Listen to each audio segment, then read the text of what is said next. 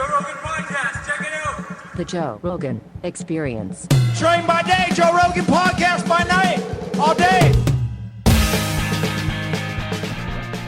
Hello. Good to see you again. Nice to see you. What is the latest in the world of Ryan? Like, other than the fact that you're about to have a child, which congratulations on that. Thank you. What you wanted to talk to me about this drone situation, and I've become very concerned. I don't understand what's going on. I think there's a bunch of different narratives. Some of them are very scary. The scariest one that I've heard is that the drones are looking for gamma radiation because there's a missing nuke. Yeah, let's address that first. Please. So there has been a lot going on. I made a next post about this yesterday to try to assuage some fears. So I saw it, but I purposely didn't read it because I wanted to get it from you. Yeah. So, I've had the privilege of interacting with a lot of government organizations over the past few years as I've been digging down this rabbit hole.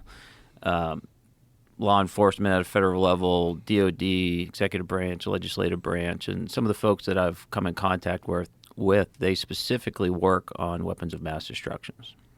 Okay, so that's their job. So if there's a loose nuke in the United States, among other agencies, they would be some of the people that would be sitting in a skiff for 24 hours a day trying to figure out where it is and to go get it, right? So you can imagine that would be their number one priority, right? So I engage with these folks. I ask them, what's the sense here? People are kind of starting to panic a little bit, and this message is getting out there more and more broadly.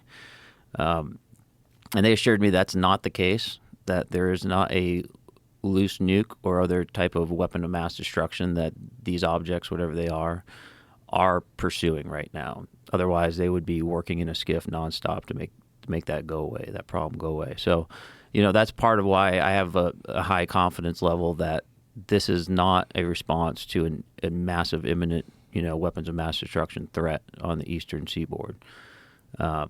So I just want to try to dispel that rumor right now. I've seen a lot of talk of that online. And I don't, although this is I think a dangerous and scary situation that's going on right now, at least from that particular angle, that's not the indications I'm receiving. So how would they persuaded you? Just by saying that's not the case? Or have they given you any information that leads to this conclusion? Like, they would be the people actively working it, essentially, right? So, and they're not? They're not working it, right? So either the government is holding back that secret from the direct resources within the government that are responsible for finding these systems, or they're not working the issue because there isn't an issue there to work. So the thing that I had heard was that it was a missing nuke from Ukraine. And if that was the case, what could they do? Is there any truth to this idea that we have the type of drone capability that we could send these things out and they would search for gamma radiation and they'd be able to find a nuke? Is that? So there are teams that respond to those types of potential emergencies, typically within the Department of Energy. Having potentially hundreds of drones flying around trying to identify these isn't necessarily the best way. Gamma radiation is typically well shielded in weapons, and at very high altitudes or even moderate altitudes, like we're seeing these objects, it would be pretty difficult to detect them. And the way that NIST, the DOE, typically operates in this environment is ground-based teams searching for radiation itself. So it's not necessarily consistent with how they would do it to begin with. And then based off of that other information, that's what leads me to believe that's not the case. Well, that makes me feel better because I was freaking out this weekend. I think a lot of people were. Yeah, I got a couple. But it's one of those things, especially in this day and age with social media. There's so many narratives that get spread and retweeted. And, I know a guy who's an insider and he says to get out of the East Coast and, head for Nevada or, there's a lot of that shit going on. Yeah. There's a lot of different versions of these drones, and this is what's weird. If they weren't ours, if they're not ours, you would think that they could just track them and find out, well, where are they landing, who's got them, how are they being used, is it RFI, like radio frequency, is it some sort of a different technology that's allowing them to pilot these things, like what is it? Yeah. They'd be able to tune into that and figure it out, right? So how come no one's been arrested? How come no one's been caught? How come they haven't, tracked these things down to the source? Yeah, so there's a lot of good questions there. Let me back up by starting with the fact that this started about 2 years ago, at least. So, But not like this. A little bit like this. Really? So, in this volume? not in this volume. That's the differentiator right there. But so Langley Air Force Base, you might be familiar with the fact that they had drone incursions of an unknown type, unknown origin last year. Right. That happened during about a 2.5, 3 week period right before Christmas. Right where we are now. That also happened the year before over Langley. Unknown objects operating over the base. They couldn't tell where they were going. They were unprepared for them. Same period of time, 2-3 weeks before Christmas. This is year 3, right? And they were expecting them to come again for third year in a row over Langley. And there was, some effort put forward to be able to better understand these when they came back. And they did come back, but they came back in a much wider swath, right? Now we have them all over New Jersey, all the way up to Massachusetts. And it's hard to tell exactly with the quality of the reporting right now because it seems to be, the bigger this story gets, the more people are just looking up and seeing anything and pointing it out. But, there are reports from Texas to Florida to California, Ohio, Minnesota, Pennsylvania. I mean, it's not just New Jersey itself, it seems. And even the Wright-Patterson Air Force Base was shut down for a drone incursion just this last Friday, a couple of days ago. So this isn't just a one-off event. It is in the sense that it's so large and so many people are paying attention to it.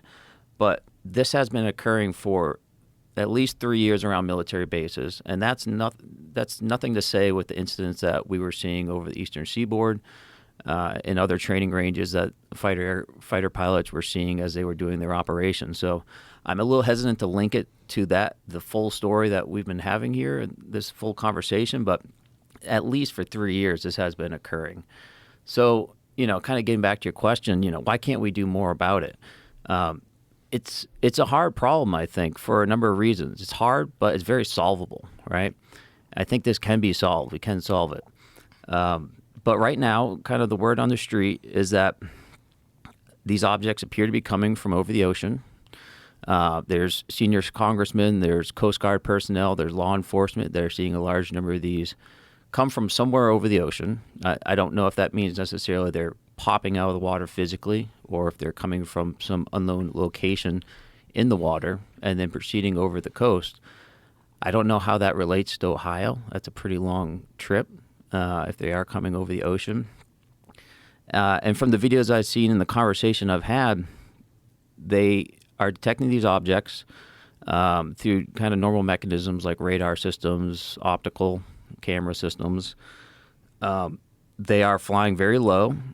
In some cases, they seem to be operating as a group in the vicinity of each other, flying past each other, flying very up close to each other, and then proceeding to do whatever they are that they're doing. It's an unknown right now if they are emitting energy or not. So, like radio communications or their own maybe active sensor systems. It's unknown. I've poked on that front, and the best I can tell, the government doesn't know either. That seems so weird that they don't know that. How would you feel if incognito mode came out with a year-end wrapped list? Would you be proud of that list and post it on social media? Probably not, unless you were smart and used ExpressVPN. See, the problem is that incognito mode doesn't actually keep your browsing history confidential. But with ExpressVPN, 100% of your online activity is encrypted and rerouted through secure servers, so your private browsing history is exactly that. Private. ExpressVPN doesn't keep logs either. In fact, their server technology makes it so they literally can't keep logs. That's because it runs on volatile RAM memory that never writes to disk. ExpressVPN received hundreds of data requests last year. Can you guess how many resulted in exposed customer data? 0. That's privacy by design. ExpressVPN is fast, easy to use, and works on any device. Just tap one button to connect, and you're instantly protected. With 24/7 customer support and servers in 105 countries, it's no wonder that ExpressVPN is rated #1 by top tech reviewers like CNET and The Verge year after year. So get off the naughty list and start fresh in 2025. Use my special link to get 3 extra months of ExpressVPN for free. Just go to expressvpn.com/RoganYT. That's expressvpn.com/RoganYT to get 3 months totally free. Tap the banner to learn more. Like, it's just very disturbing that someone could operate these things and have, I mean, how many, what is the estimated number of them? That's a great question. I mean, at this point, I'm comfortable making a guess of probably over 800 or 1,000. And how many of those are sightings of the same object? How many of those are individual objects? How many of those are unique objects? That Right. So it's tough to say, but this isn't just a few objects that people are seeing. And so I can imagine some technologies that will allow traditional UAVs or drones to operate without emitting, right? So they could be, they could have a self-contained navigational system, right? Maybe they have their own onboard maps and they're using cameras to map where they are. So then they would be completely autonomous. You just send them out there and they would have a task and they would go through whatever their task is and navigate via their GPS or whatever tracking system they're using. Exactly. And then, what is their task, right? Right. Is it just to instill panic and fear? Is it because they're sensing something? And if they are sensing something, they would have to be using what's called passive sensors, right? So like a camera system is passive, but if you're shooting a radar out and having it bounce off of something, that's active, right? And that's easier to detect than a passive system. So I could imagine, a fully self-contained autonomous drone system that is doing something potentially with passive sensors that allows it to operate without emissions, which is going to make it harder to track. If they're doing it at night, if they do have passive systems like some sort of an optical system, wouldn't that be hindered by the low light conditions, or do we have stuff that is able to detect whatever they're looking for at night? Yeah, depends what they're looking for, but ultimately there is tech. There's electro-optical systems, there's infrared camera systems, not unlike the jets or the systems that we had on my jet. But we were able to detect these objects with infrared when we were flying off the eastern seaboard. There are a number of reports from law enforcement that their infrared systems are not able to pick these objects up. And not just this year, but also the incidents over Langley last year. The pilots that responded to that incident, I've spoken to them, they weren't able to lock these up with their infrared systems either. So they do seem to be exhibiting some type of signature management. That's interesting. So is the signature management so is it a heat signature that they're giving off? So maybe there's some sort of a cooling mechanism inside of these things? Like if they have a propulsion system, so you would imagine it's some sort of an electric engine, right? Because a lot of them are very quiet. That's got to be giving off some kind of heat, right? Yeah, and that goes to some very base physics, right? Like we create heat whenever we have, stored energy and we utilize it. So to be able to mitigate that to such a degree that you can't even detect them at all, it's pretty tough. I mean, I can imagine you can reduce your signature. We do it in fighter jets, right? Through kind of just like baffles where we cover the engine essentially to make it harder to see. But to have zero ability to detect or lock onto these objects is not a technology I'm familiar with. So other than that, are they exhibiting any type of movement that's extraordinary, or their ability to turn angles? Is there anything about them that points to this being superior technology?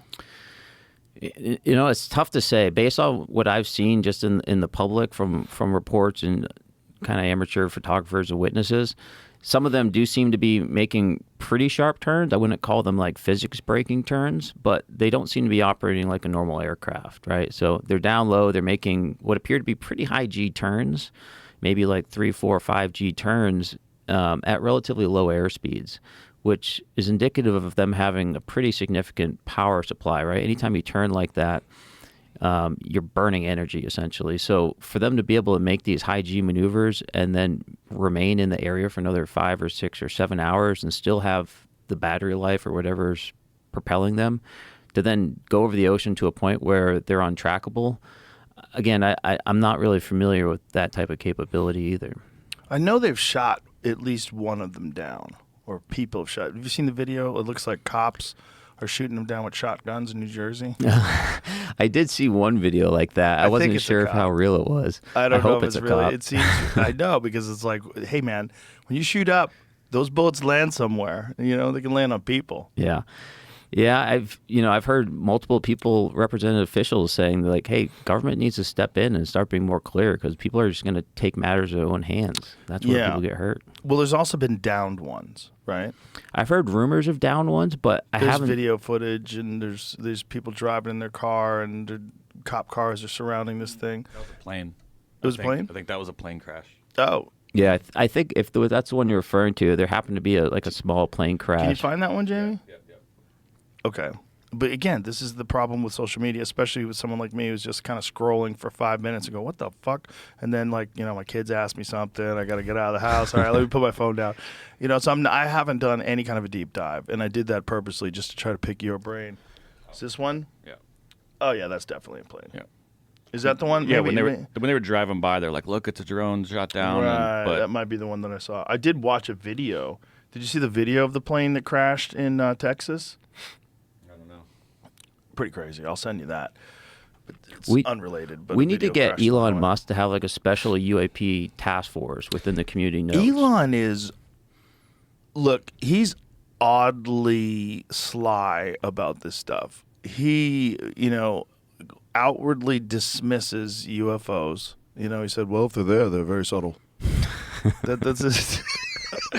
I'm like, One might okay. expect that, but okay. But I just feel like with his contracts with NASA and being involved in SpaceX, he can't talk crazy. Yeah. He talks crazy so much about other stuff, but when it's in this, you know, fucking multi-billion-dollar company that he runs, I don't think he can fuck around. Yeah. I don't think he can. You know, if it was something that he had no interest in at all in terms of like financial interest and business interest, I'm sure he would be commenting on it. But he's not commenting on it at all, which makes me go, You know, and I don't think he's going to tell me. I don't think I can call him up because I got a big mouth. I think he knows. I'll be out here talking about it. A guy I know. Can't tell Joe. Yeah, it's the thing that disturbs me is not just that this is happening. There's so many drones and all these people are seeing them. It's happening for so long and nothing has been done. There's no, you know, they're not scrambling jets to try to meet these things and follow them and track them. They're not shooting them down. They're not. It's just we appear so vulnerable because of this. Mm-hmm. Because if these are ours, or if these are people just fucking around, and it's not a threat, okay, great. But why is it so prevalent? Like, why are there so many of them, and why have there been nothing that these people that are trying to investigate this have been able to do that's effective to put a stop to this? So there's some laws in this country that are a little bit antiquated when it comes to dealing with situations like this. So my understanding is right now these things are operating mostly in what's called Class G airspace, which is really low. It's away from airports. Not all, of course, right? They're over bases. So they're over LaGuardia. Yeah, yeah. But here's I think where a lot of the trouble is coming in from. I think the government has to make the presumption at this point, based off the feedback from the DoD and others, that if this is not a foreign adversary, then we have to make the assumption that it's a U.S. citizen that's operating these. Because of that, they essentially need a warrant in order to wiretap these.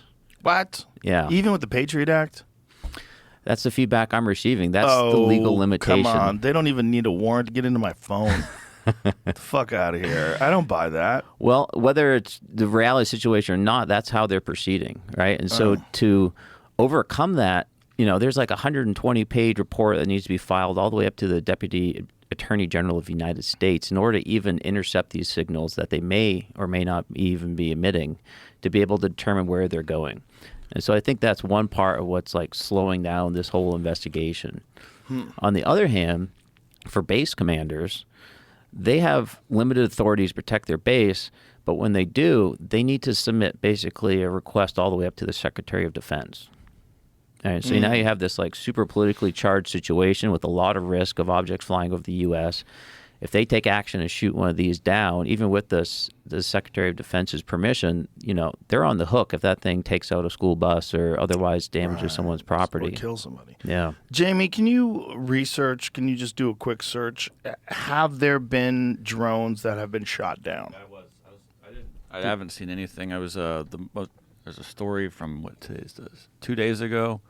New Jersey lawmakers were having a press conference asking if the government could shoot one down so they can inspect it. So, I'm assuming they haven't shot one down if they're asking to shoot one down that day, I hear something new that I don't know if it's even worth bringing up, but this is a new story going on. They said this might be what some of this has to do with. I don't even know if this is missing radioactive material. Scroll up a little bit higher so I can see who put that up there. There's a few people that have posted it. Okay. Yes, I did see that. While looking at Nuclear Regulatory Commission alerts, one confirmed there's radioactive material that has gone missing on December 2nd, 2024 out of New Jersey.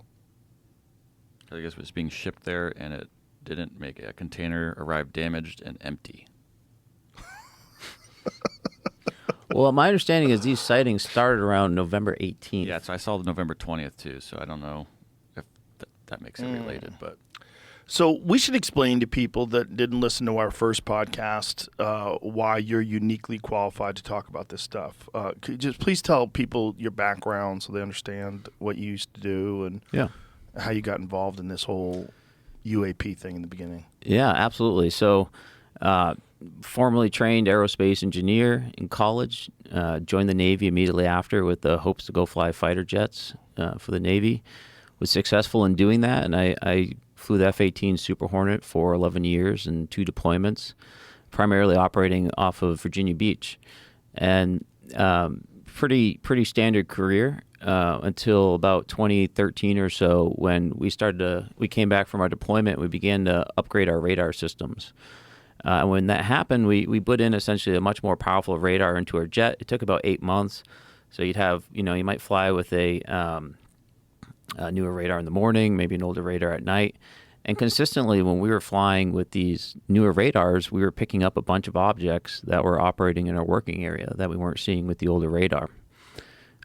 They were performing in strange ways. They would be stationary. They would be around 250 to 350 knots, kind of meandering around the area. Not really working together per se, but kind of clearly operating in the same vicinity as one another, right? So we weren't flying in formations necessarily. And we'd even see these supersonic as well, 1.1, 1.2 Mach, typically heading east. And we'd only see them over the water. We originally thought they were radar errors, right? Some kind of software glitch. But eventually we started to correlate these across other sensors, such as our IR FLIR system. Our missile systems would lock onto these. And we'd try to fly up to them to see them physically with our eyeballs. And when we do that, we wouldn't see anything. We'd come within about 500 feet of these objects. All our sensors are pumped into our helmet, augmented reality style. And it would tell us exactly where to look, and boom, we'd come right past this object, and there'd be nothing there. We'd circle back around and then pick it back up on our sensors. It would be slightly displaced, but that was kind of the status quo for a few weeks until we had a near miss with one of these objects right at the entrance to our working areas. The pilot came back, canceled the flight, had a look of shock on his face, and described it as a dark gray or a black cube inside of a clear sphere. And once that happened, we kind of had to come together as a squadron with the safety officer in our squadron and say, hey, okay, what's going on? This has kind of been rumor and conjecture, but, we almost had a near miss here, almost lost an aircraft. Let's gather as much information as we can. As it turned out, there are 4 other near misses that had occurred in the past month that pilots were too uncomfortable to even report. And that really kind of kicked off the seriousness of this issue for us. And we started filing paperwork, safety reports, and hoping and expecting that this would get resolved in some way as, the proper people, whoever that was, got these reports and they could mitigate it in some way. But that never happened, at least from our perspective. So we essentially treated them as safety issues. We would avoid them. We wouldn't fly close to them. And then in 2015, we left to go do what's called a pre-deployment workup cycle aboard the USS Theodore Roosevelt. So we train like we play. You get the whole air wing there, 30 jets, 40 jets, and we're doing these very complex missions. And there were a lot of objects down there as well. They either followed us down there or they were already there.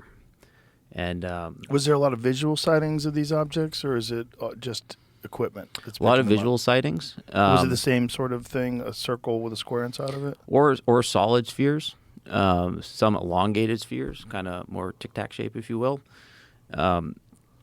And during that workup cycle, that's when we recorded what's now known as the Gimbal and Go Fast video. And they almost had to shut that entire exercise down because there were multiple near misses while we were trying to do this. And this is a big deal. If they cancel that training mission, that means the people that are deployed essentially have to be there longer. They have to wait longer. So there's a lot of downstream effects. So pretty big deal to even consider canceling our training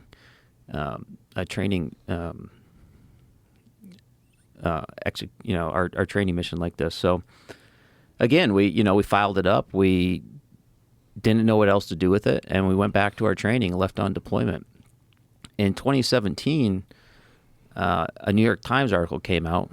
I was now an instructor pilot in Mississippi, and for the Navy still. And on front page of New York Times, lo and behold, there are the video of the Gimbal and the Go Fast with the pilot's audio on there that we've heard now. And I'm like, holy shit, this is still going on. Massive deja vu, as you might imagine. And that I saw that as like a cry for help, essentially, that these videos now have been somewhat smuggled out. They're on the front page of New York Times. And do we know how the Gimbal or the Go Fast videos got leaked? My understanding is that work was done partially with Lou Elizondo and Chris Mellon. So there was 2 videos that were attached, right? So when you record in the jet, it records 2 screens. It records... Can we show those, Jamie? Show those videos. So it records these 2 screens, right? And the bottom screen is like a God's eye view with all your radar data. And the right one is your FLIR system. And when you watch that in the briefing room after, they're stitched together, like side by side. And that, that's what I saw, and that's how I built my understanding of this situation. Here it is.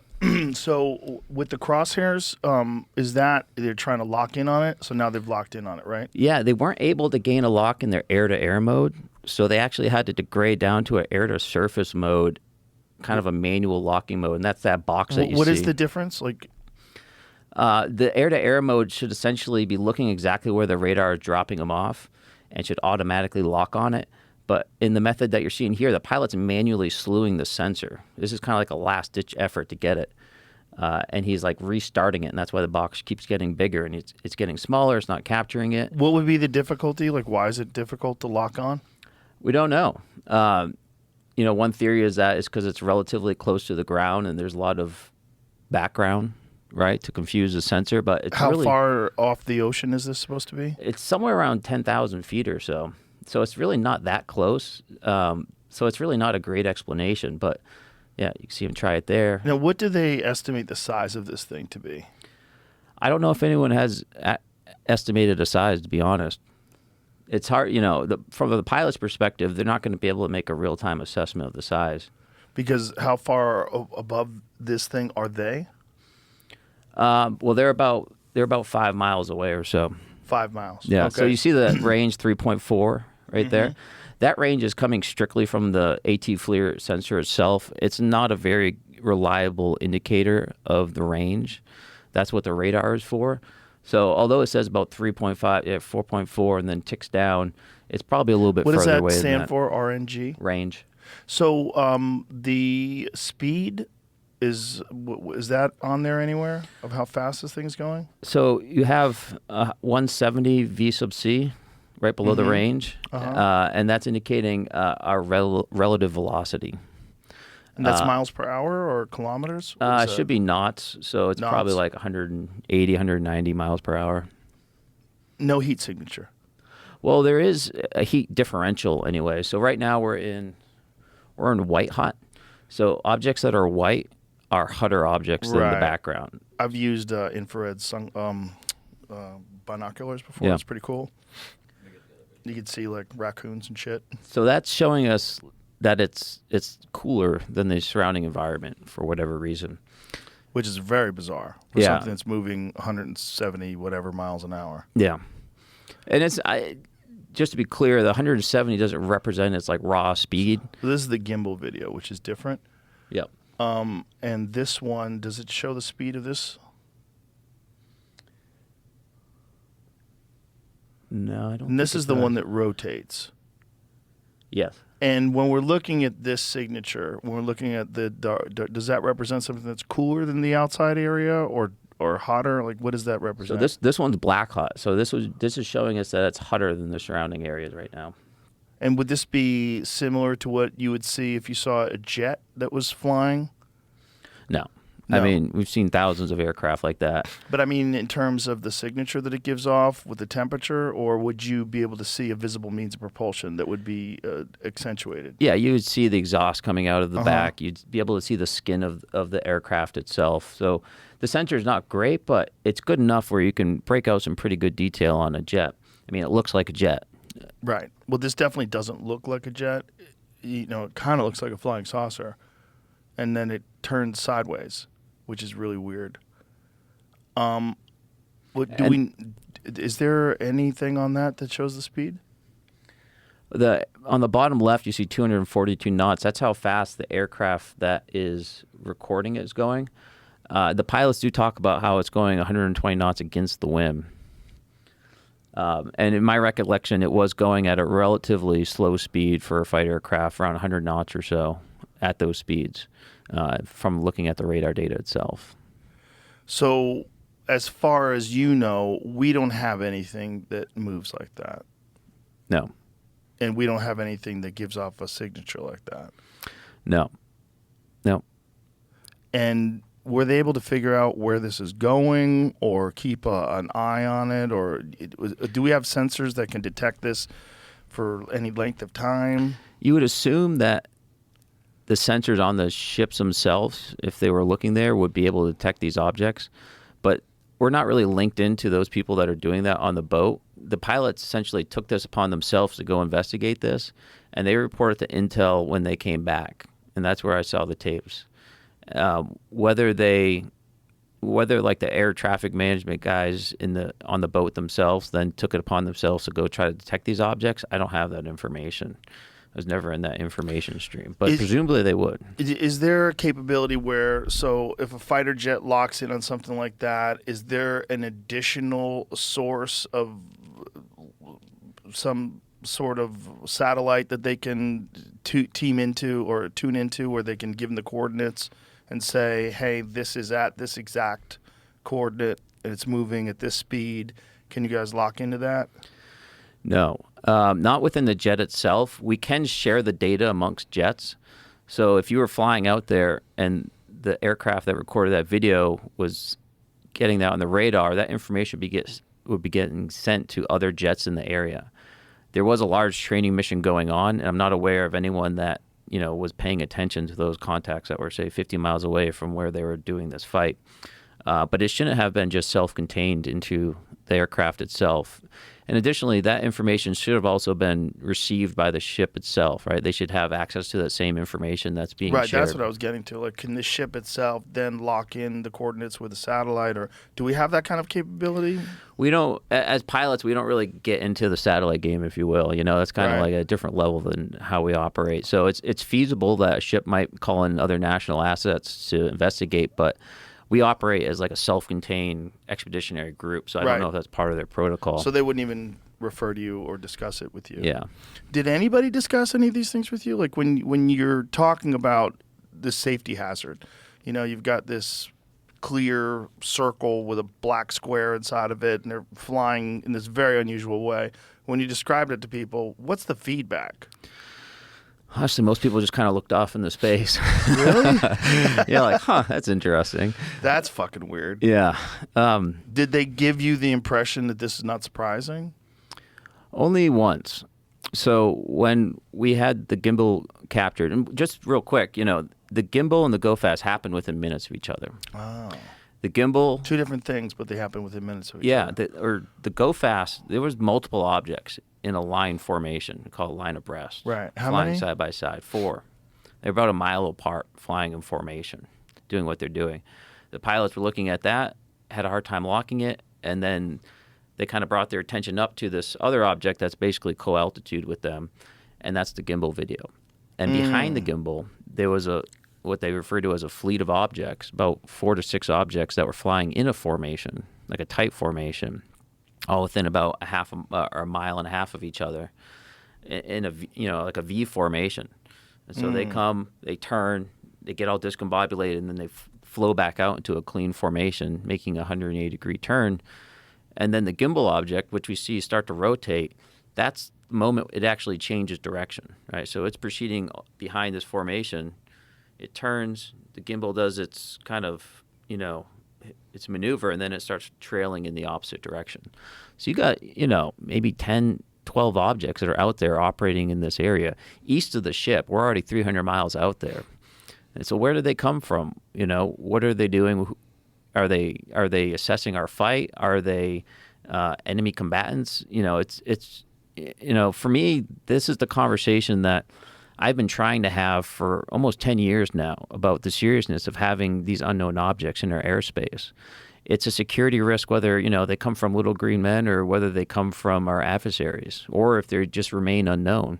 And that's kind of the state we're living in right now with what's happening over in New Jersey and elsewhere. We're having this massive uncertainty about what these objects are. There's a lot of rumors. It's causing fear and panic. And once again, the Biden administration and the Pentagon are unwilling to have a conversation with the American people and share what information they have. Why do you think that is, if you had to speculate? The biggest probability is they don't know. Right?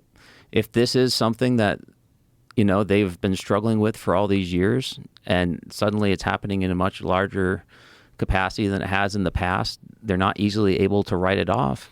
And they just don't have the answers. Or perhaps they do have the answers, but they fall under a category of information, much like these objects, that they're not willing to have a public conversation about it. What is the best footage of the New Jersey drones? Why New Jersey, by the way? I don't know. A lot of shipping. Also military base, right? Yeah. Outside of Bell Labs, there's a military base. And, what else? The proximity to New York City, I guess. New York, D.C. Yeah. There's a lot of big cities right there. Yeah, all pretty close. I've only seen a few interesting videos, and we're in this new realm of uncertainty when it comes to AI and it comes to computer-generated images and video. It's like I've seen so many. I've seen me. I've seen so much stuff that's not real. I'm like, okay, I don't know what's real anymore. It's like, especially when it comes to something that's kind of blurry. It's in the sky, and you got people on the ground. I've seen so many fake ones. There's just so many ones that people have generated.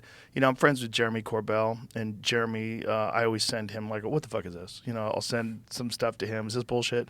And, he's very good at we don't really know. I am very suspicious because of this.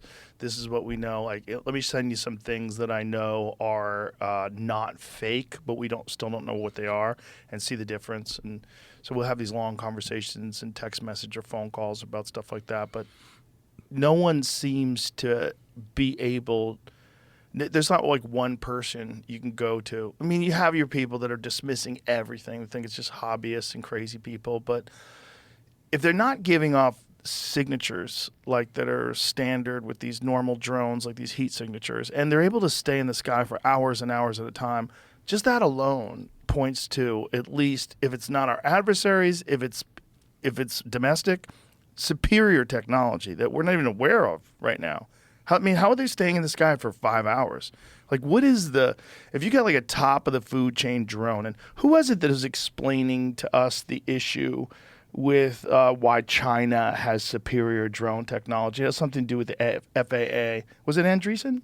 I don't remember. Well, someone was explaining the reason why most of these high-end, it might have actually been a green room conversation. Yeah. I still remember what you're talking about now. Yeah. So that the FAA and the rules and regulations have sort of stifled the development and the improvement of these domestic drones. Yeah. And so most of the hobbyist drones are coming from China. And China, if you haven't seen, has fucking incredible displays of drones. Yeah. Where they do they do a dragon in the sky. It's amazing. And it is because of regulations. It's because of the FAA dragging their heels, being incompetent or at least being overwhelmed, where this has not been able to progress domestically the way it's been able to do in China. And so that alone seems like a giant security threat. The fact that China has had just full integration with the government and been able to have this technological innovation that allows their drones to be like super powerful. Like what they're able to do with these displays in the sky, unbelievable. Like really wild stuff to see. That seems like many, many leaps above what we can do. And the faux firework displays that these things put on are just one part of the puzzle, right? Because warfare is changing. It's changing drastically, and this is something I've tried to raise the alarm bells on before the Ukraine war, but we're seeing it now.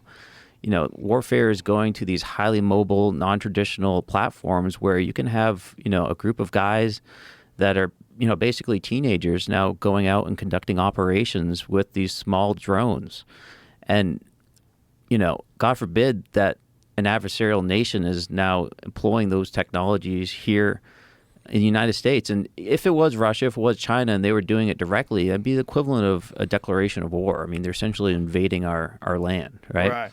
Is there, some avenue where they might be hiring criminal gangs in some way to do this in order to create a level of deniability for them?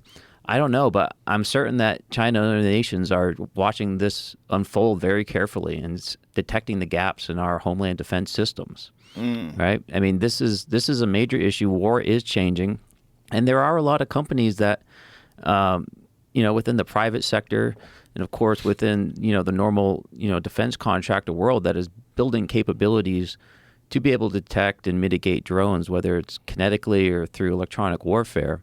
But we're not employing those. And oh, by the way, the electronic warfare measures that have been employed against the New Jersey drones have been ineffective.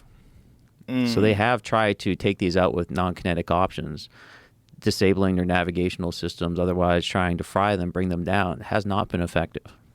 That's not good. No. No, that's very concerning. So is there any good footage that you could point to? I don't even know where to look. I've looked. There's people on the news that have reported it, but the one clip I was looking at, they're just showing a plane. So that's not good.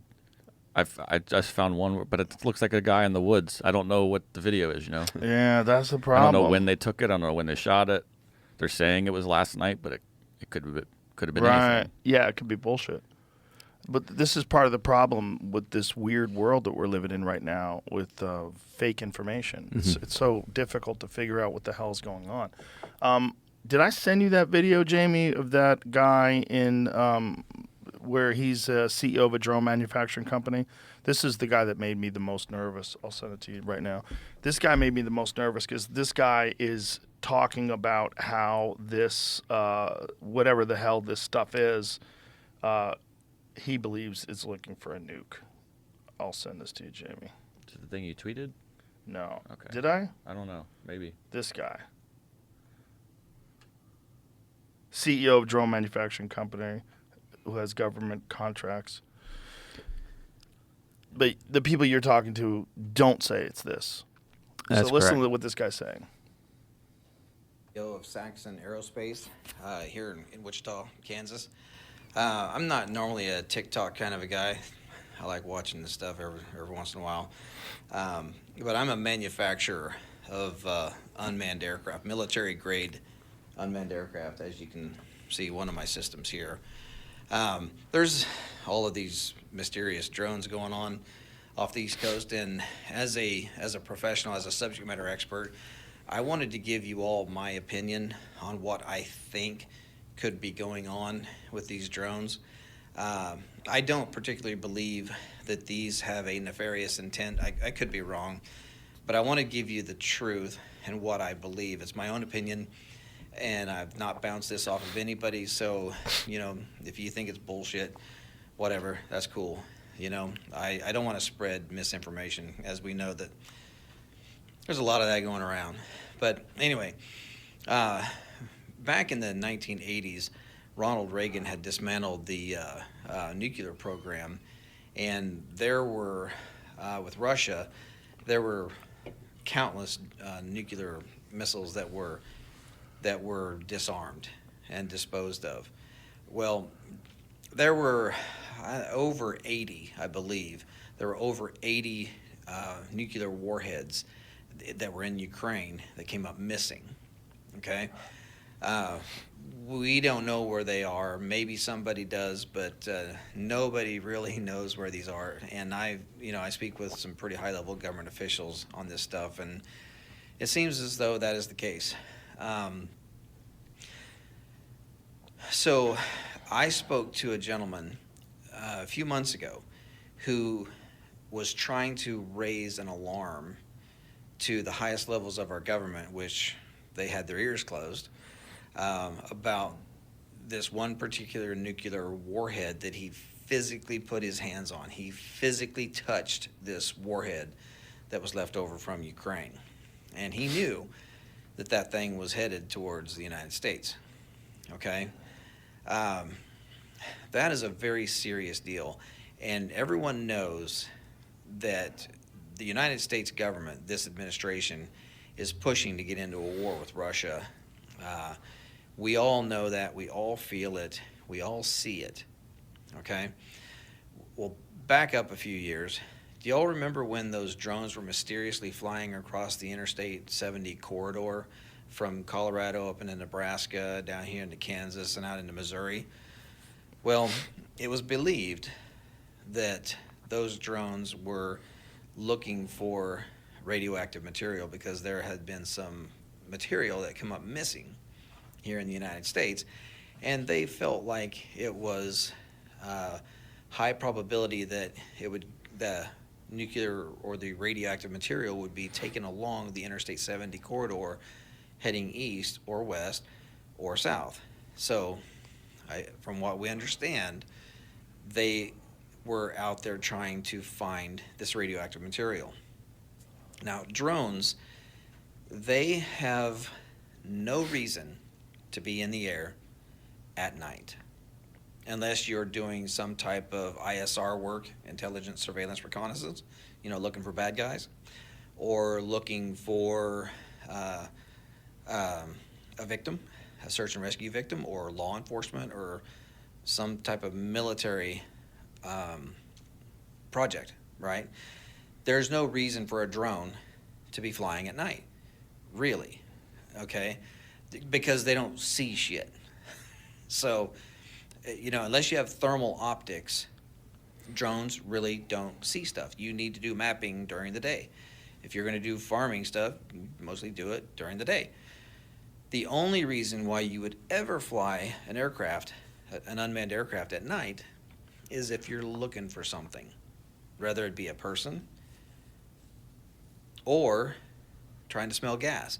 We have methane gas detection systems that can detect gas leaks in pipelines. You really wouldn't use thermal optics for trying to find gas leaks, just simply because the only way you're actually going to find a gas leak with thermal optics is if the gas leak is aggressive enough that it has a difference in temperature. Because thermal imaging, it creates a digital image based off of the temperature variance. So whatever is different in temperature, it creates an image. Usually gas leaks so slow that it goes quickly into ambient, before you can even see it. So we have special sensors that can detect gas leaks. We also have special sensors that can detect radioactive material. So with this gentleman that I had spoken with, who was trying to raise the alarm to try to get somebody in the government to say, hey, we need to work together to go try to find this nuclear warhead, none of that ever happened. They knew that warhead was on its way to the United States. That's all that ever came of it. Nothing ever happened. This government did not do anything at all to help this gentleman raise the alarm and raise awareness that there is a very deadly weapon on its way to the United States. Keep going. No. Well, go ahead, unless maybe he's got something else to say. When I was looking this up, we have 6 nuclear heads that we've lost. The the United States has? One of them's been gone for like 71 years or something like Oh, that. wonderful. Didn't know that. Wonderful. Yeah. Maybe they'll find them. I mean, there's probably a couple in the bottom of the ocean somewhere. Someone's going to find. Yeah, I'm sure they're sitting there. I mean, wasn't there like a Russian submarine that sank and they lied to us about it? And wasn't that can neither confirm nor deny? Isn't that where that came from? I'm not familiar. Is that? Yeah, that was from a Radiolab podcast. That term neither confirm nor deny was one of those things where they had to answer a question, but they didn't want to answer it. So they said we can neither confirm nor deny. That's the answer. And yeah. so that has become a way. Yeah, the Glomar response refers to a covert CIA operation where a ship named the Hughes Glomar Explorer was used to recover a sunken Soviet submarine. When questioned about the operation, the agency responded with, can neither confirm nor deny. Implication when someone says can neither confirm nor deny, they're essentially saying they cannot provide any information on the matter, leaving the question unanswered. So they answered it without answering it because they were compelled to answer.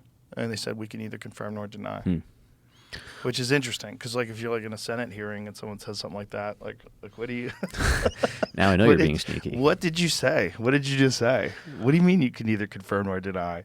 Shut the fuck up with all those words. You can't use all those words anymore. You're being tricky. So I want you to tell me what you know. Say it like that. You know, tell me what you know. What do you know? Well, I mean, watching that video, no, I think there's a few pieces that are still outstanding, connections that are outstanding for me. A supposed U.S. citizen physically touched a nuclear weapon that was then lost, and he knew exactly where it was going somehow. Why was he there? Why was he touching it? Why was he touching it? Was he? Why would you touch it? Was he amongst enemies and they were carting the weapon off? He just got his fingers on it, or I don't even like doing an X-ray. Why is this motherfucker touching nuclear warheads? Yeah. Jesus. And then the jump is that weapon eventually ended up somewhere on the eastern seaboard, and the people that would be responsible for investigating such an issue are not even aware of it, even while somehow our government is flying hundreds of drones around to detect it. So it's Right. compelling, it's interesting, but I don't know if it connects. I think there's a few connections short of being able to say that's exactly what's going on here, especially after the conversations I've had. Yeah. My other thought on that would be if you are a military contractor and you design and implement drone systems, how much do they tell you about like foreign policy? Why would they tell No. you? Why would they tell you about those type of things? If you did raise an alarm, like how much information would this guy be privy to? Yeah, very little. It'd be very specific to his actual responsibilities, his engineering work. Right. Whereas like I can call you and you actually used to fucking see these things. It's kind of a different, different connection to the information than this guy has. And he seems nervous, I mean, Yeah. And Well, he should be. He may He's truly believe spilling that. the beans. Yeah. He's saying a bunch of stuff that I don't think you're supposed to be saying anyway. Like, why are you saying that? Like, I get if you really did believe that you would want everyone to know that there's a nuclear warhead missing. But the other thing that I keep hearing is that the government is not telling us that these are ours. They are ours, but not telling us that these are ours because whatever they're looking for would cause mass panic. What's on the plate then after weapons of mass destruction? Right. What is on the plate? I mean, in my eyes, nothing. Like, that's it, right? That's the thing that everybody would really be worried about. The second thing would be that our adversaries are using these things to siphon off information, that it's like some mass Wi-Fi router that's flying over cities and sucking up everybody's passwords. As we move into this new, very bizarre realm of AI and now quantum computing, I had a conversation with someone last night was explaining to me how cryptography and encryption and all this stuff is literally on the verge of being obsolete, and that this is going to put the financial markets into a chaos. All your passwords, everybody's email, everything is out the window. There's no more encryption. It's not even going to be possible. These things are solving. Mark Andreessen explained it this way, that these quantum computers are solving equations that if you took every atom in the universe and converted it into computing power, the time it would take to solve these equations would be longer than the time that the universe would exist before it died of heat death. Yep. And they're able to do it in minutes.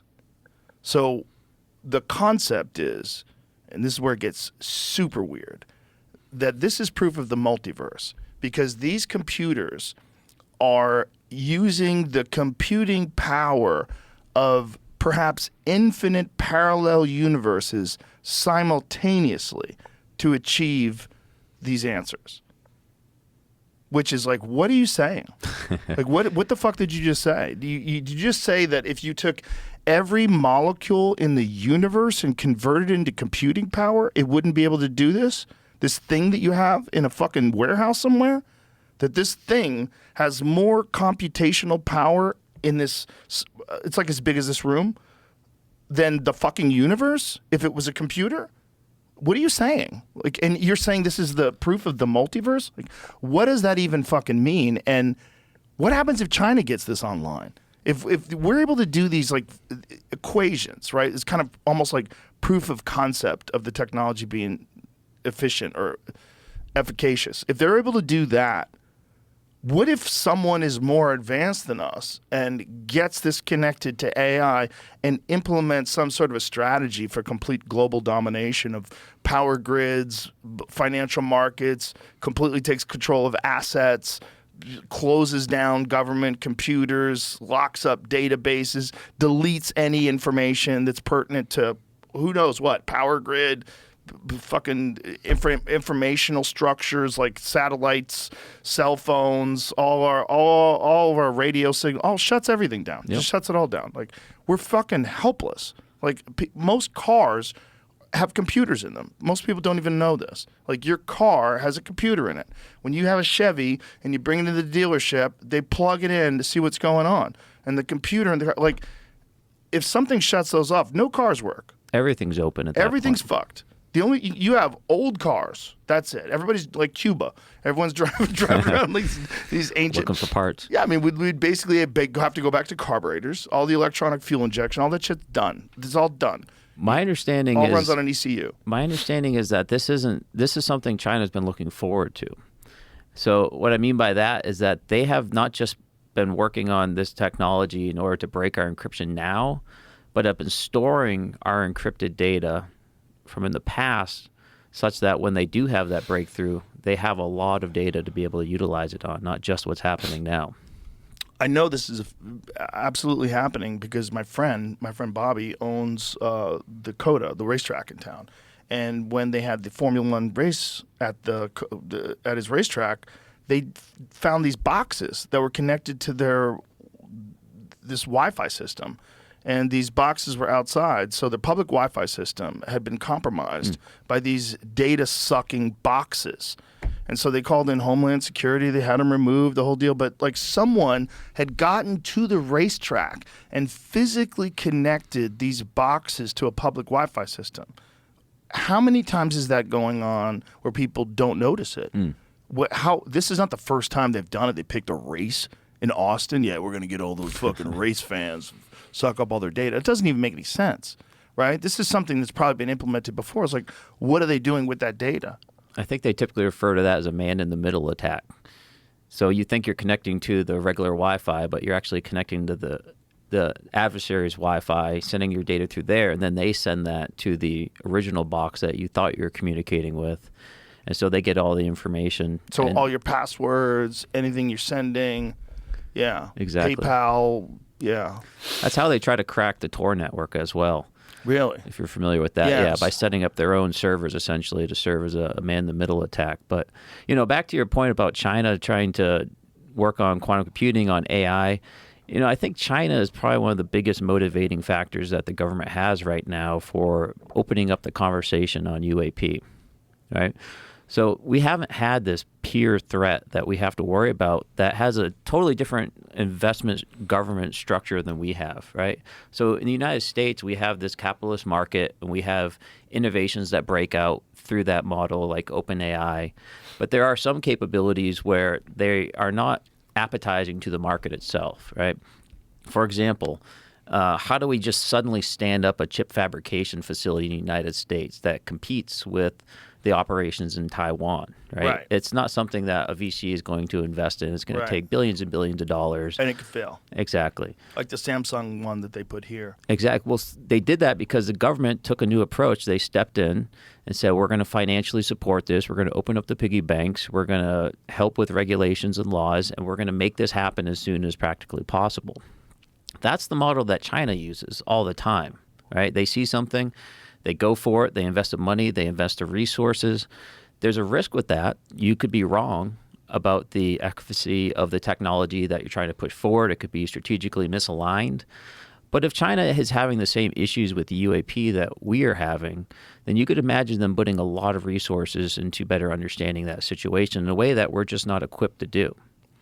And the fact that this conversation has grown more, that their advancements have been getting better, I think there is this pressure right now within the U.S. government that if we do not further invest, somehow bring in, the primary innovation makers within our economy, within the startup community, within the scientific community, into this problem, if it's still just buried in a classified area, then we're going to get outcompeted by China that is able to dump all these resources into it. Well, how do you do that though? If these people that create these things are motivated by money, right? If they're motivated by profits, if they run major corporations, like how can you convince them to invest in something that is ultimately not going to pay off like it would if you were investing in a consumer product? Yeah, I think it can. I mean, we have a model for that in the United States with deep technology and edge technology.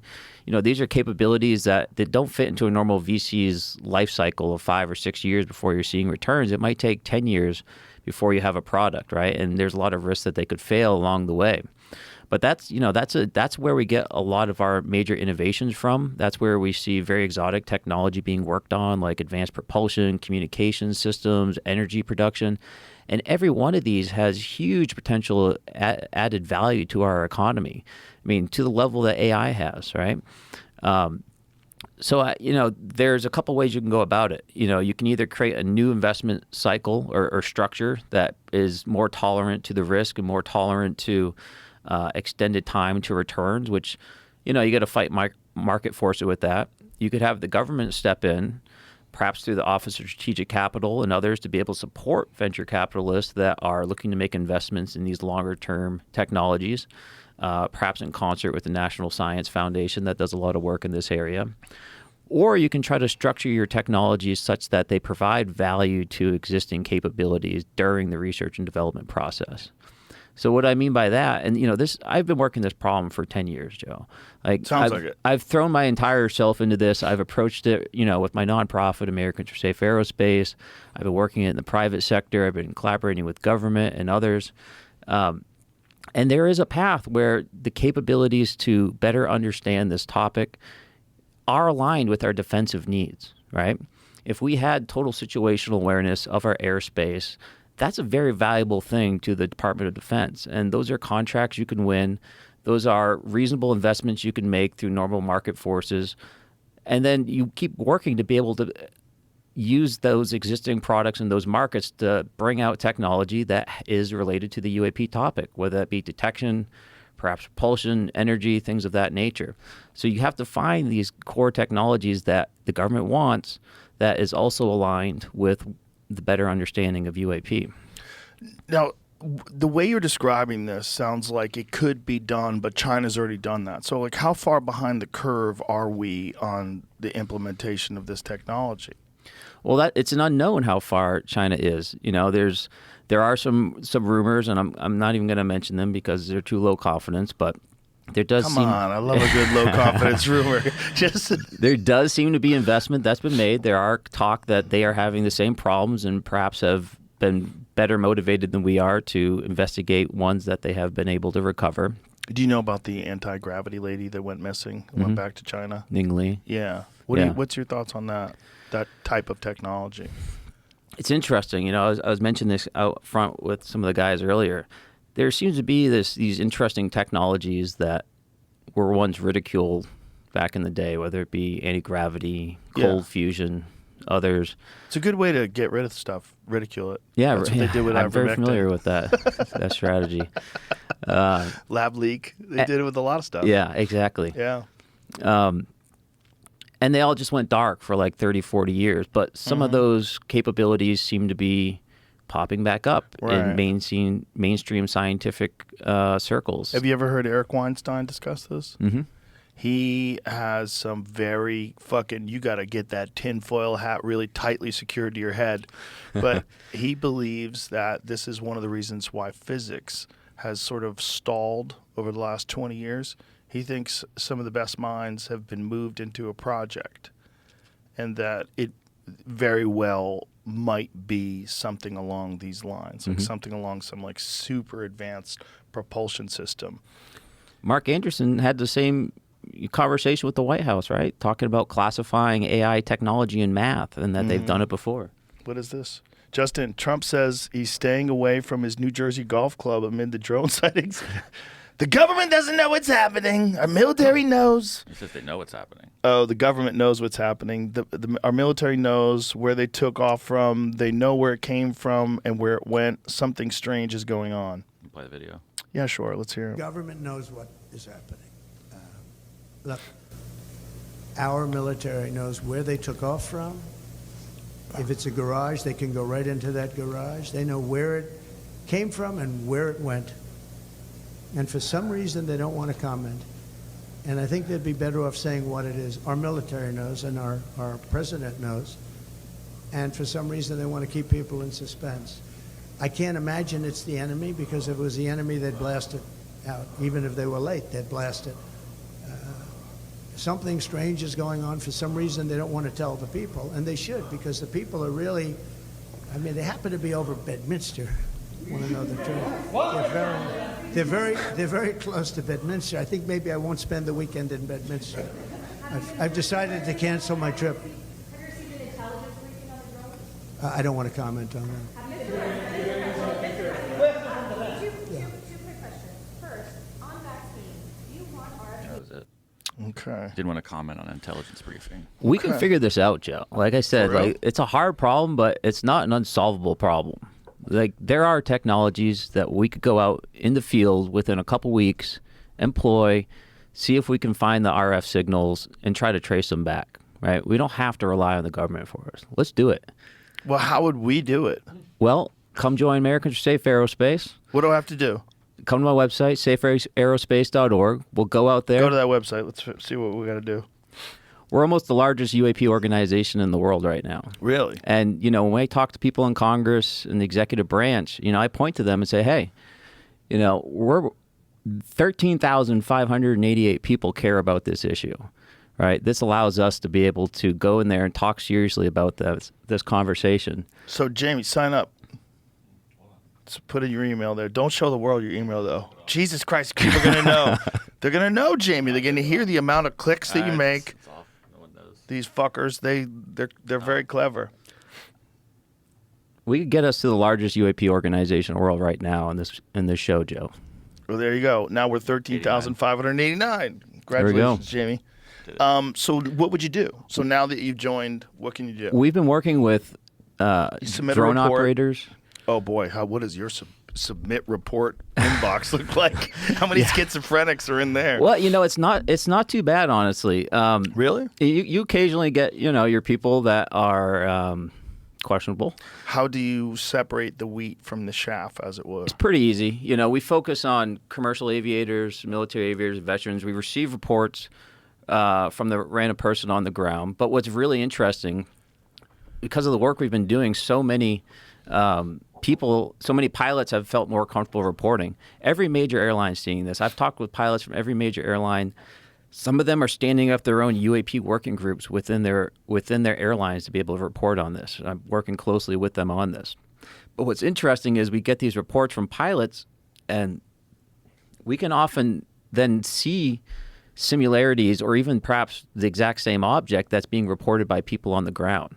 So one particular example, over Atlanta Airport a few years ago, there was a relatively large object, brightly lit, about 8,000 feet over Atlanta. 4 or 5 commercial airliners called it in. ATC didn't know what it was. The object started to accelerate level due south, and then to what I call like conventional speeds, as fast as an airliner, and then took off much faster, continuing due south. And all these pilots witnessed it. We received those reports, and then the next day we received a report from, a random lady in Florida that happened to be basically due south from Atlanta. She took a picture of the object, exact same object, right? So do we have access to that photo? I do. Can we see it? I don't have it. What do you mean you don't? I could pull it. How can you not have that on your fucking screen? I'll text it to you. Wouldn't you have that, Jamie? Wouldn't that be like your wallpaper? I would have like with Apple you could cycle from a bunch of wallpapers. I'd put my kids on when I get home. But through the day, top favorites. Yeah, you can have a lot of that them to me if you have access. I'd have my dog. I'd have the UFO. I might have to get in your Wi-Fi. But getting back, get you in the Wi-Fi. We can figure this out, Joe. Like I talk with engineers, scientists, CEOs at drone companies, counter drone companies. Like we can bring the capabilities. We could be out there in 2 weeks detecting and tracking these objects. But what do you think about what Trump is saying, though? That they already do know and that they have tracked it, but the government just does not want to tell us. So what's that leave us then? Well, that leaves us either an enemy or us, right? So it either leaves us they're not concerned because this is something that they're doing with us. What if they're trying to get us comfortable because they know that some real UAPs are on the way? Like you want to go all the way out there. If you really wanted to get people relaxed to the idea of flying saucers, like legitimate, whatever the hell they are, or wherever the hell they're from, if you knew that was coming and you didn't want mass panic, what would you do? You would trickle it in. You would trickle it in slowly. You'd have a bunch of drones hovering over cities for weeks and months at a time. You would get people really accustomed to the news cycle having UAPs in it. And then real ones show up. It doesn't feel like a trickle right now, though. Well, you would do it this way. It's a trickle for me. I'm not seeing shit. Yeah. Okay, I'm out here in Texas. We were at the sky, we were looking at the sky last night. We went to the mothership Christmas party. No UFOs. So it's a trickle in relatively to the world, right? Like you have a bunch of them hovering over New Jersey. You have a few of them in San Diego. You have them in different areas. If you knew that UAPs were coming and you were in the government and you said, what can we do? Well, you'd probably bring in psychologists, and these psychologists would explain human patterns of reacting to change in environments, especially radical changes in civilization and culture, and like what can be done to mitigate the brutality of this process. Like the ultimate mass freak out that's going to come if UFOs come. Get people just so accustomed to UFO, like the mask thing, right? Sounds like a ridiculous comparison, but like 5 years ago, if people were walking around wearing masks, you would go, what is going on? What's happening here? It would make you uncomfortable. Yeah. If someone walked into a bank with a mask on, you're like, what the fuck? Are you crazy? Now you have to do it. It's this very strange. So it took a while, but then it became normal. Yeah. If they wanted to make it normal that things are in the sky, you put things in the sky. You put a bunch of things in the sky and you don't explain it, and you have them there all the time. And you let people speculate, and you put a lot of wild theories of maybe they're looking for a nuke. Oh, they're looking for a nuke. Bobby heard they're looking for a nuke. Timmy got an email. Don't worry, it's just aliens, not a nuke. Well, it's probably not even. It's probably our shit. Or some unknown agency is involved in this. The government's not concerned because they know exactly what's happening. That's why there's not shooting them down. That's why they're not scrambling jets. That's why they're not doing all these things that Trump's asking why they're doing this thing. If you knew something was coming, if you knew that these things that you're seeing floating in the sky that are a clear circle with a black square inside of it and they can hover at 120 knots completely still, which doesn't even make any sense, no heat signature, what is it? What the fuck is that? And what if a bunch of them are coming? Well, put a bunch of shit in the sky. Freak these dummies out. That's what I would do. I would get all of our best drones and just fly them around. Hover over cities. Hover over LaGuardia. Hover over the White House. Who gives a fuck? Just get people weirded out and get them accustomed to UFOs. You ever see District 9? Yeah. Ever see that movie? Great movie, right? Yeah. Really fucking fun movie. But it's kind of what would happen if aliens were here and there's like alien camps and we had them, we would just get used to it after a while. Yeah. We get used to shit. The way we live is so entirely alien to people that lived just 200 years ago that if you brought someone from the pioneer days and you put them in a Tesla and then you drove them to the movie theater and then you took them to a concert, they'd be like, what the fuck is going on? And then you showed them your phone. You're like, I'm going to FaceTime my mom. Look at that. That's my mom. What's up, mom? You know, you're like, it's crazy. Yeah. But we're accustomed to it. Yep. We're so accustomed to it that people tell you to get off your phone. Hey, get off your phone. You're always on your phone. Live your life. Get off your phone. You're so connected to this bizarre new world that we live in. But it's accustomed. We're accustomed to it. It's normal. It's completely normalized. If I wanted to normalize the idea of us being invaded, I'd just fucking put stuff in the sky all the time. Fly around with experimental aircrafts. Do like a low trajectory over a city in some new stealth bomber. Freak these fucking people out. Get them used to being freaked out. And then when the real ones come, it's much less of a blow. Well, some politicians, just as soon as yesterday, Chuck Schumer, Robert Garcia in the House, they've started to kind of use the whole drone and or UAP in their messaging, right? They've started to change their language. Did you get that photo, Jesse? Jamie, sorry. It's pull it up, young Jesse. I sent it to the wrong guy. Maybe that's why. We were talking about Jesse before. That's why. You can airdrop it to me. That'll probably be the fastest way. Yeah, it says it's waiting. Is it the Jamie MacBook Pro? Yeah, I have two. I'm looking at both of them. I didn't get anything. You want to just text it to me and I'll send it to him? Yeah. Okay. That works too. See, even with this fucking high-level technology that we have. They're shutting us down. They're shutting us down, bro. Yeah, I was thinking that last night. I was like, why does my Bluetooth keep skipping out when I'm trying to stream music? But I realized there were so many people connected to the Bluetooth, and if you have that Spotify thing on where you're sharing, it's like, I forget what it's called. But like a bunch of people can contribute songs. They can all like add to your little playlist while it's going on. Dangerous. It fucks. Yeah, it's dangerous.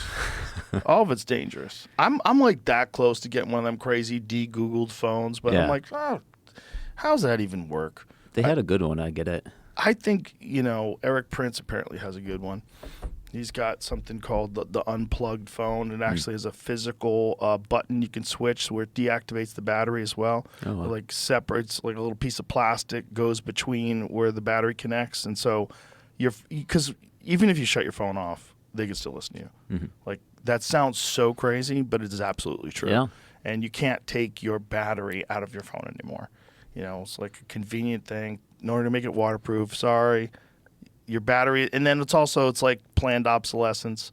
So your battery's going to die. You're going to need an iPhone 17, Ryan. Come on. The only way they can sell new ones. I got a new Zoom feature. Come on, you need this in your life. You need this new Zoom feature. You need that extra 50,000 megapixels or whatever the fuck it is. It's just, I don't know. I think privacy is kind of gone. And I think it's going to be super gone with these quantum computers. It's over. Mm-hmm. Like, there's no privacy. And I think the real problem is the financial market. It's all numbers, right? It's all just ones and zeros. Yeah. If somebody controls that before we do, if somebody breaks through with this type of technology and then just shuts all the other ones off, like how many... Bitcoin to the rescue, maybe? I don't even know. Doesn't Bitcoin get compromised? Google says its breakthrough quantum chip can't break modern cryptography. Sure, like they said it like this. No, we can't even. We can't even break any of your codes. The Willow chip is not capable of breaking modern cryptography. Well, listen. I don't believe that, first of all. And second of all, my real concern is this is one step in this. We are about to go off of a technological cliff. This is one step.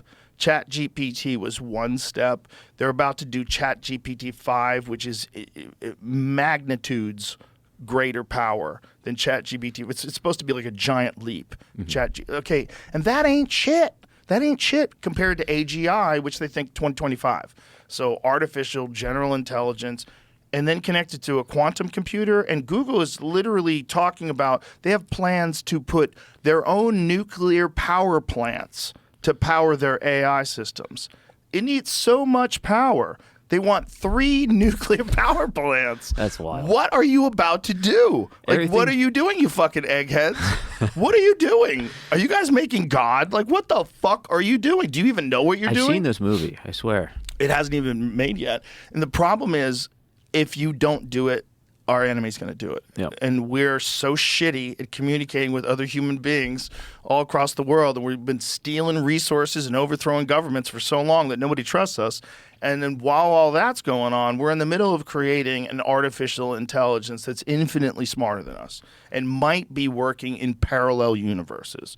Like if you can do an equation and you're telling me that this equation through these quantum computers is proof of a multiverse, like what happens if AGI gets connected to the multiverse? Like, what do you even know? Like, are you just doing it? Do you even know? Are you guys even can you tell me what's the best case scenario? What's worst case scenario? Can you tell me like what you've thought about? Or instead of just fucking all gas, no brakes, and everyone's all gas, no brakes. We're all fucking hot rodders on the highway, headed towards this weird thing that no one really knows what it's going to be, but everyone agrees it's the greatest technological breakthrough the human race has ever experienced, and it's happening so fast that most people are like, what? What's going on? What are they doing over there? Most people, if they're not listening to podcasts, they're not on Twitter every day, and they're not on Facebook, and they're not really paying attention to this stuff, most people are like blissfully unaware we're about to awaken a god. Yeah. Blissfully unaware we're about to connect to some insane technology that hasn't even been. It's so insane that it's sort of like one of those things where somebody tries to tell you how many stars there are in the universe. You go, what? Like, You can't comprehend it. your It's head just a goes, number. what does that mean? Like, what's the number? What? Like, when they were saying that it can do, it can compute something that all the world's supercomputers, it would take some septillion number of years to do, that it can do it in 15 minutes? Like, what are you even saying? I don't even know what you just said. I know that's, I can, if you told me how many zeros to write, I could probably keep doing it until I got to the right amount of zeros. I don't know what the fuck that means. Yeah. My brain's good for like 150, 500 people. That looks like about 3,000 people. I was at the Formula One racetrack. I'm like, how many people are in this? We're seeing Eminem. I'm like, how many people are here? I took a guess, like 50,000? I don't know. It's 110,000. Oh. It was like, I was off by 50,000. My brain doesn't understand numbers. Yeah. And then you get to millions. Imagine like looking at a group of people. Oh, that's about 2 million. No, you can't do it. You can recognize like 150 people. It looks like about 150 people. When things get big, they just get too weird. And the universe is insanely big. Insanely big. So your brain just doesn't do it. It just, everybody's brain. Even the most, Neil deGrasse Tyson, you get an astrophysicist, get one of those guys. They're not going to be able to, the brain's not built for it. So this thing is so much more powerful than even that. Even the whole universe as a computer, like that doesn't even make sense. And they're just like, what are we doing? We have AI, we have quantum, we have mysterious objects showing up on the coast. It does seem like a lot of things are converging right now. Well, if I was an advanced civilization that had already passed this stage, maybe this is like a common stage. Maybe this is just like how bees all over the world make beehives. They all do the same thing, right? Maybe this is a strange stage that intelligent life gets to when it reaches a point of technological sophistication where it can create an artificial version of a thinking being. And then that thinking being, of course, creates infinitely better versions of itself and figures out a way to harness power in a way that's just we can't even comprehend, which is what a quantum computer connected to AGI would be able to do. Maybe that's like, maybe they know that this happens and they're like, oh, it's about to happen. And so then they come. Like, wasn't there a meeting, some sort of there was another good tinfoil hat one. I was like, ooh, what are they talking about? There was some super top secret meeting with the people from the James Webb Telescope because of something they had discovered. There was some thing that they had seen that they decided, and I don't know what that means. You know, if you really wanted to get terrified, you would say, oh my God, an asteroid's coming. And it might be that.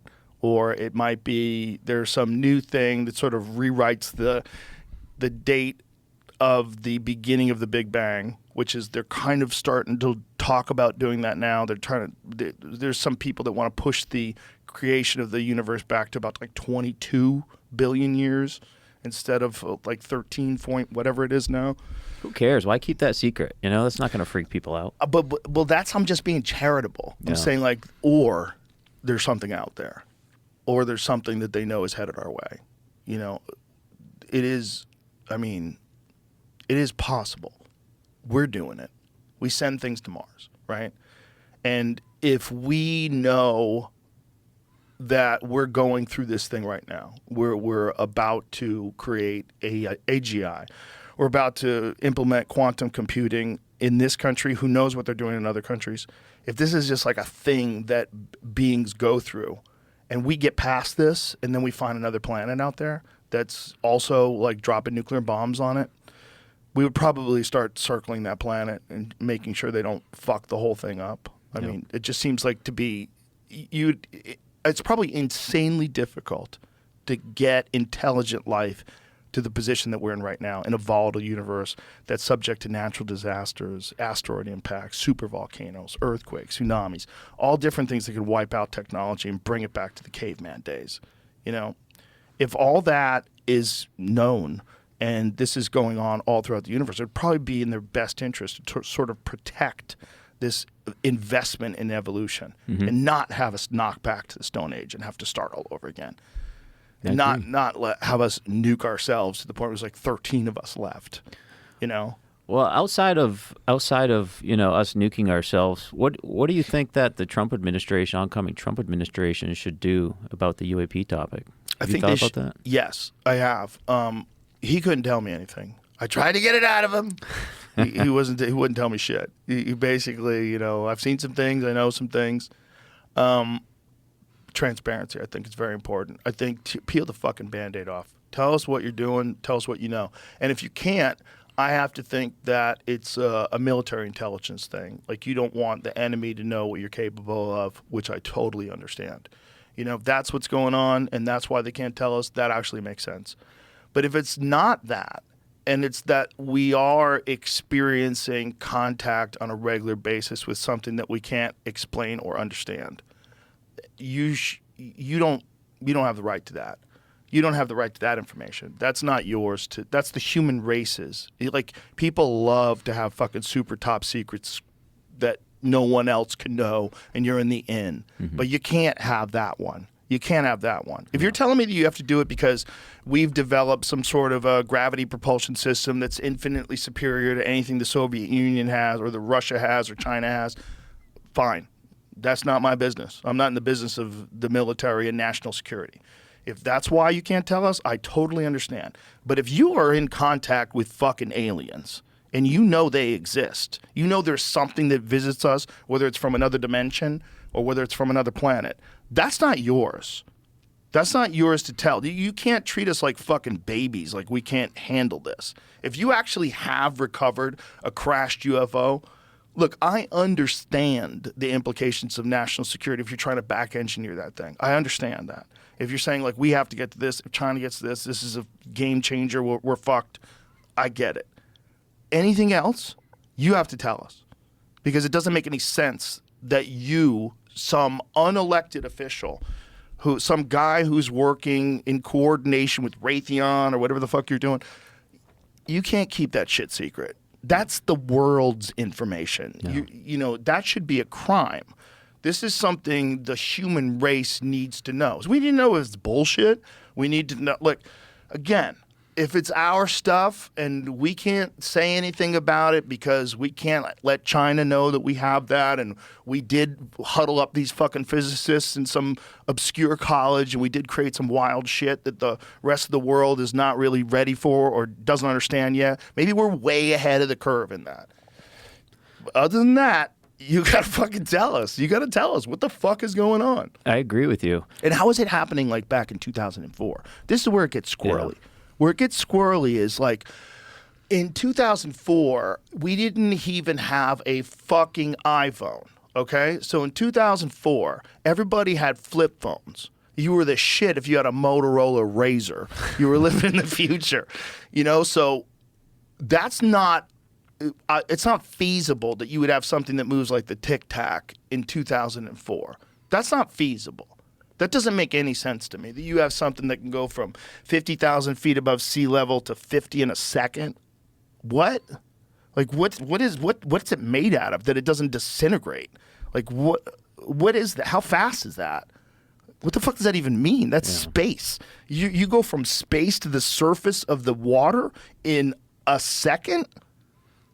No, how? It's equivalent of multiple nuclear bombs going off and energy expenditure. How is that possible in 2004? Like, that doesn't even make any sense to me. So if it's not ours and if it's not some back engineered stuff, then what's going on? I think there's two conversations that kind of go on in this topic, right? And I think they both help each other out. So and you've been talking about it right now. They don't have the right to keep these essential pieces of knowledge from us about our universe, right?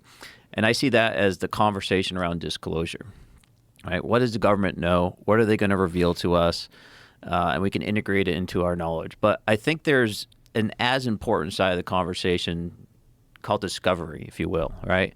But what can we learn in the public sphere outside of the classification window that allows us to understand what's going on outside of the reins and control of the government itself? And I feel like they're mutually supportive, right? The more disclosure and conversation there is within government, the more that people are motivated on the outside to investigate this and research it and invest into it. And the more that work is done, it pressures the disclosure side of the conversation to keep up with the conversation and share with it.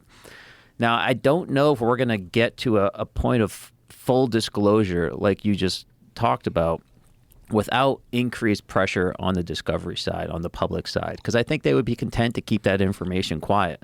I don't know if Trump would be content to do that, and I don't know if Tulsi would be content to do that either. If she's going to be, she's what, the director of national intelligence? If she's confirmed, yeah. If she's confirmed? I have a feeling she's going to tell people. But here's the thing. It's like what we were talking about before. If it is a national security issue, and fuck, how is it not? Right? Like if Bob Lazar is telling the truth, right? Let's go to the wackiest of the wacky ones, right? Because Bob's story, I don't mean because Bob's wacky. I mean because it's 1989. Okay, so we're in the 80s, right? Cars suck. Fucking, fighter jets of the 1980s. Imagine like the fighter jets that you flew in comparison to a fighter jet from like 1983. Yeah, no internet really to speak of even back then. Yeah, there was like a few computers connected, right, by physical cords or something, probably.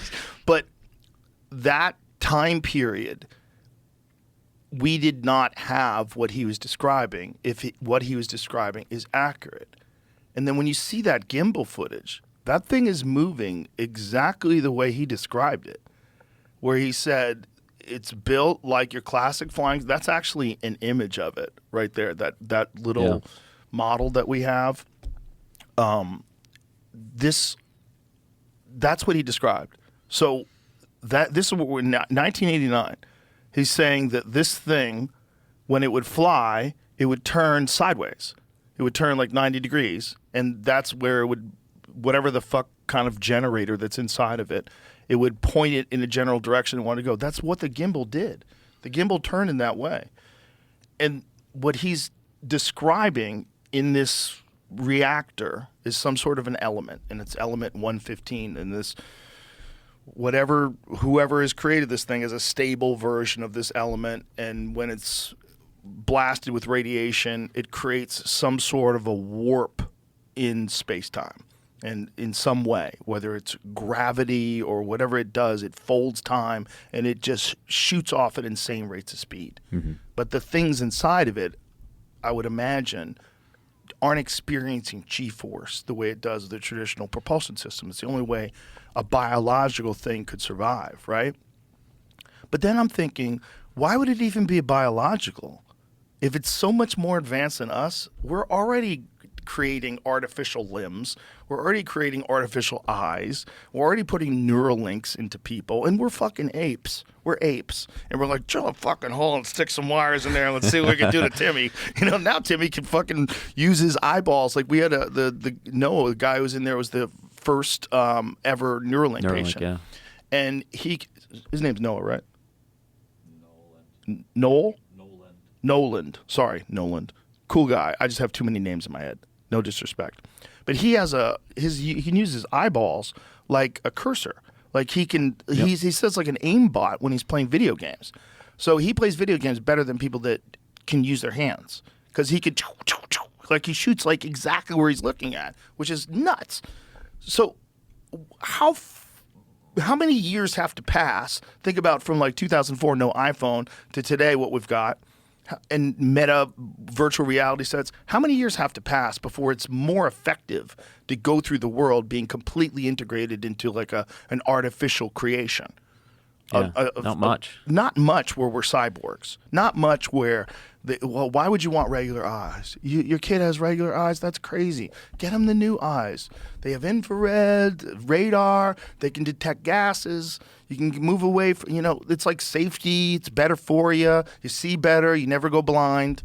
When they go bad, they replace them. Everybody would just get the fake eyes. It's just like a jet, right? I mean, fighter jets, they used to be barreling around out there looking for objects, looking for targets, but we're able to integrate and update all the technology that allows us to interact with the world.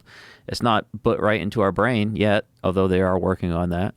So maybe those things are what happens when technology and biology integrate over a long period of time.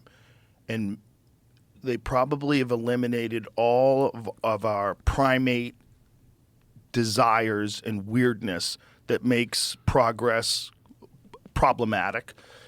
Greed and envy and trying to steal from resources from other countries and invasions and tribal behavior and manipulation, propaganda and lying. They probably can all read minds, so there's no more lying.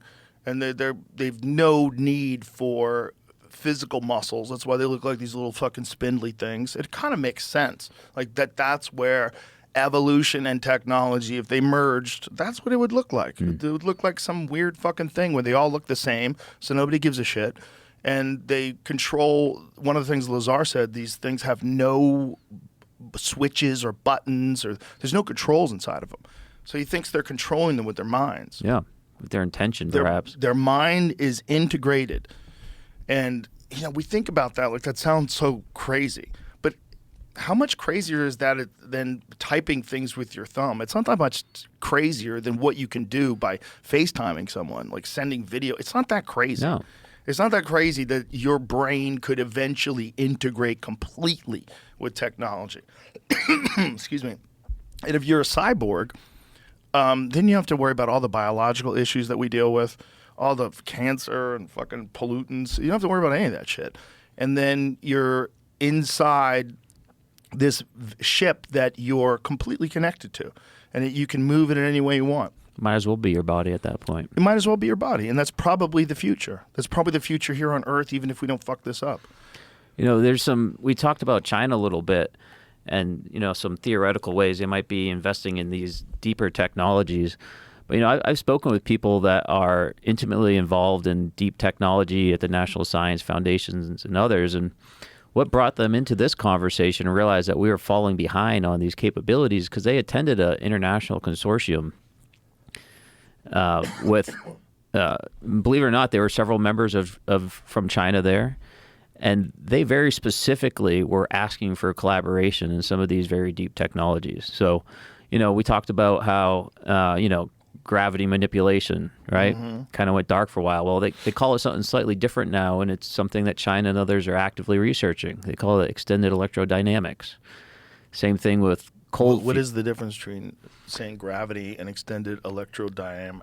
Yeah, so extended electrodynamics. Electrodynamics essentially is a series of equations that we utilize to understand the electromagnetic spectrum. But there's like a large portion of those equations that we kind of just throw out because we don't utilize them in our normal engineering and scientific work. And so they're part of the equation, but we really don't know how to use them yet. And people are starting to think that by integrating the full understanding of electrodynamics through extended electrodynamics, that there are gravitational effects that pop out that we can utilize for technology. Whoa. And they're actively researching that and actively asking for collaboration on that from China. Same thing with cold fusion. There's that lady that took off. That's what she was working on. Yeah. Yeah. Tell her story, because it's a crazy one. Well, I might not know it as full as you do, but there have been a number of instances within the United States where people have been trying to do work to manipulate gravity through large concentrations of energy, electromagnetic effects, things of that nature. And very recently, I forget the year, I don't know if you have that information, Jamie, but I think it was 2013 or around that time frame where she had kind of a breakout paper, which she was claiming was utilizing some older techniques, and she was able to modify the mass of an object, essentially the force of gravity upon it. My understanding is that paper went out, and then she essentially disappeared for a number of months, like a year or two.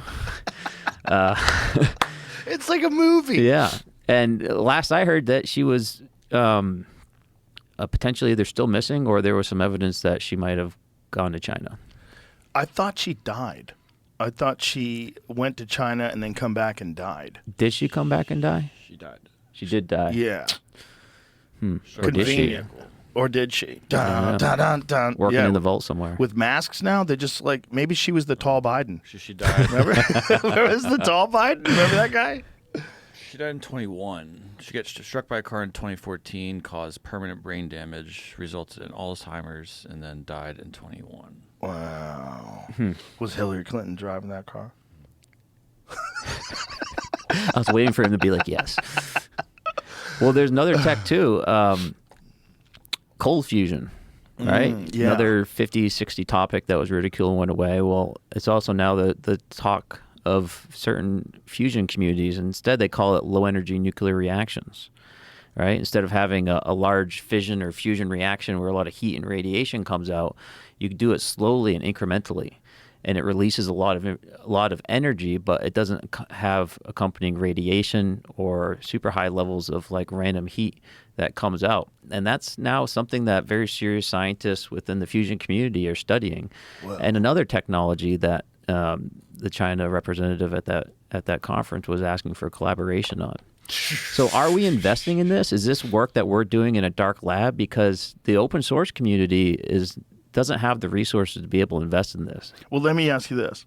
So if you were the government, let's just say they, if you were them, and you wanted to work on some very, very advanced, if you had some knowledge that this stuff was possible, but you couldn't put it in the private sector because then it would get pilfered, it would you'd get infiltrated by Chinese spies, which happens all the time, right? Wouldn't you hide it away? Wouldn't you squirrel it away somewhere? Like if you're doing the right thing, if you're being intelligent about it, wouldn't you, it essentially can't be public because it is in the interest of national security because it's such a big deal.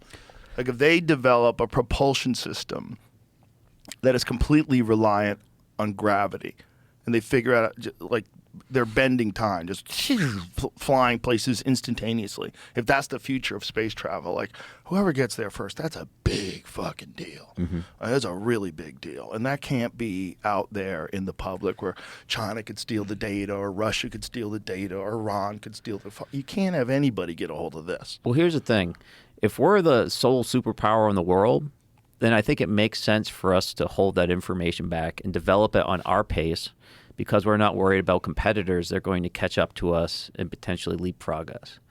But when we're operating in a world where we have near peer or peer adversaries such as China that do have the ability to potentially work on the same technology, that's where the model breaks down a bit, right? Because if we're artificially slowing our progress in order to maintain the secrecy and someone is catching up to us, our only real solution at that point is to activate, the millions of super smart and motivated people in our country to start pushing ourselves ahead, lest we get leapfrogged by countries that can do that through their own private investments, such as China.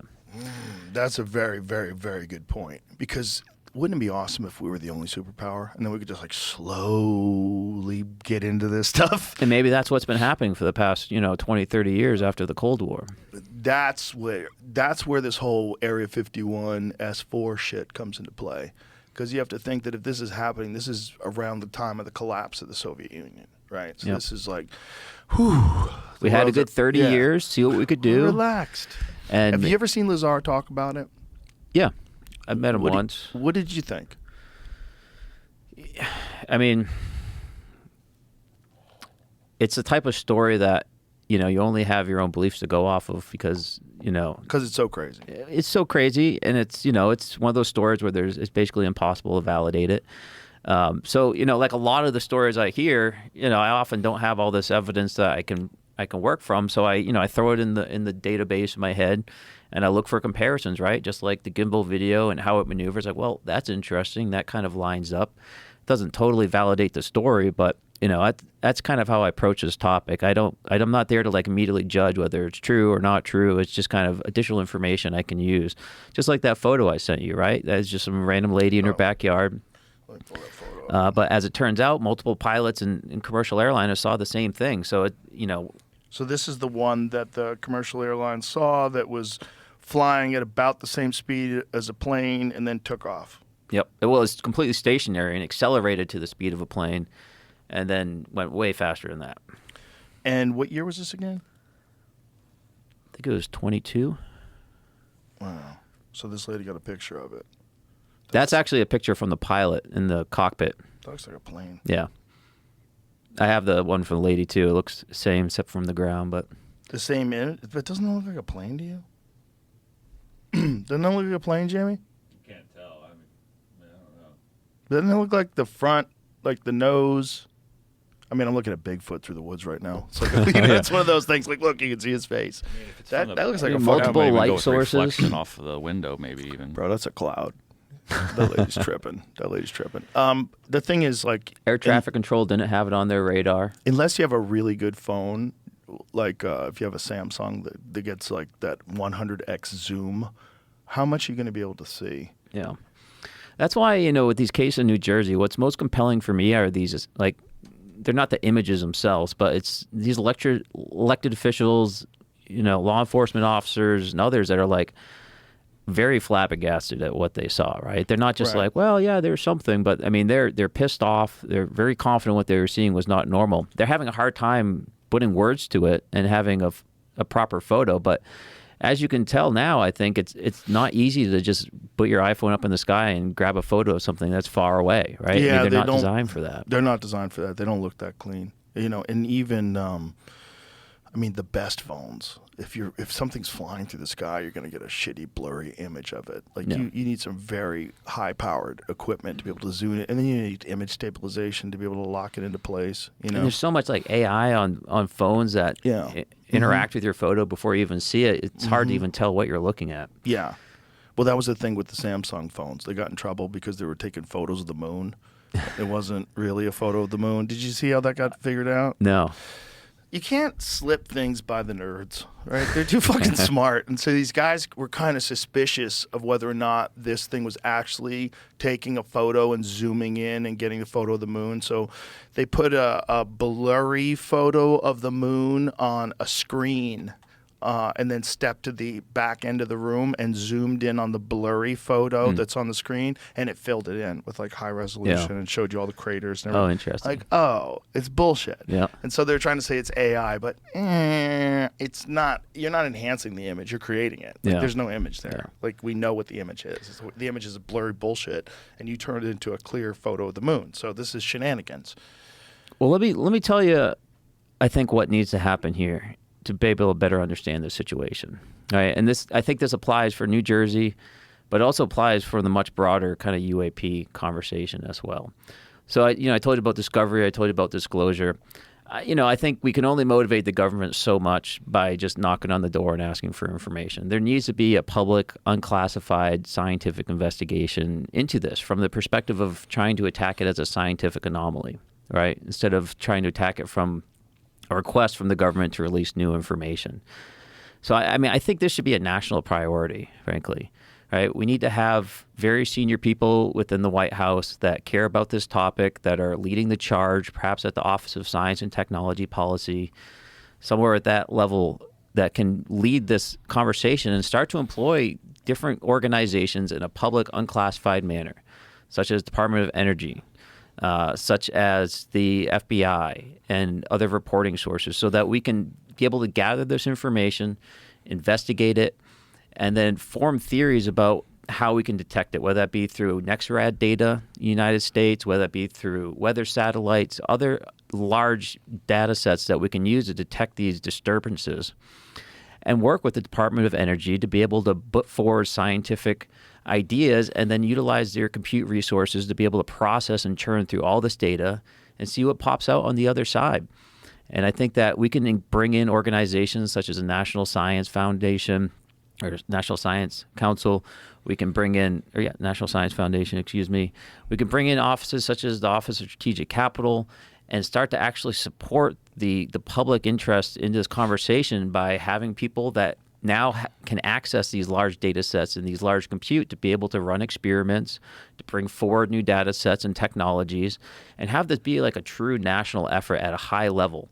Right? I don't think that the current structure of the All-Domain Anomaly Resolution Office within the Pentagon, serving as a whole of government point, is going to be effective, especially considering that they are technically charged with investigating potential crimes of the Pentagon itself, right? Conflict of interest there. So this needs to be raised to a much higher level, and we have the resource in the United States to truly study this.